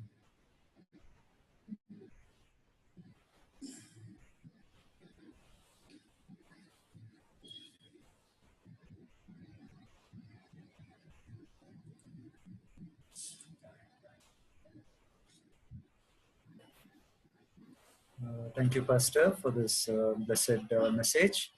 இப்போ நம்மளுக்கு ஸ்பெஷல் சாங் ஒசூர்ல இருந்து ஷீலா குமாரி சிஸ்டர் அவங்க தருவாங்க. ஐயா, உங்க பேச்சு தெளிவா கேட்கலங்கய்யா. பாஸ்டர் கேக்குதா? பாஸ்டர் இப்ப சொல்லுங்கய்யா. நம்மளுக்கு இப்போ ஒசூர்ல இருந்து ஸ்பெஷல் சாங் தருவாங்க. Mrs. Sheila Vinod and group.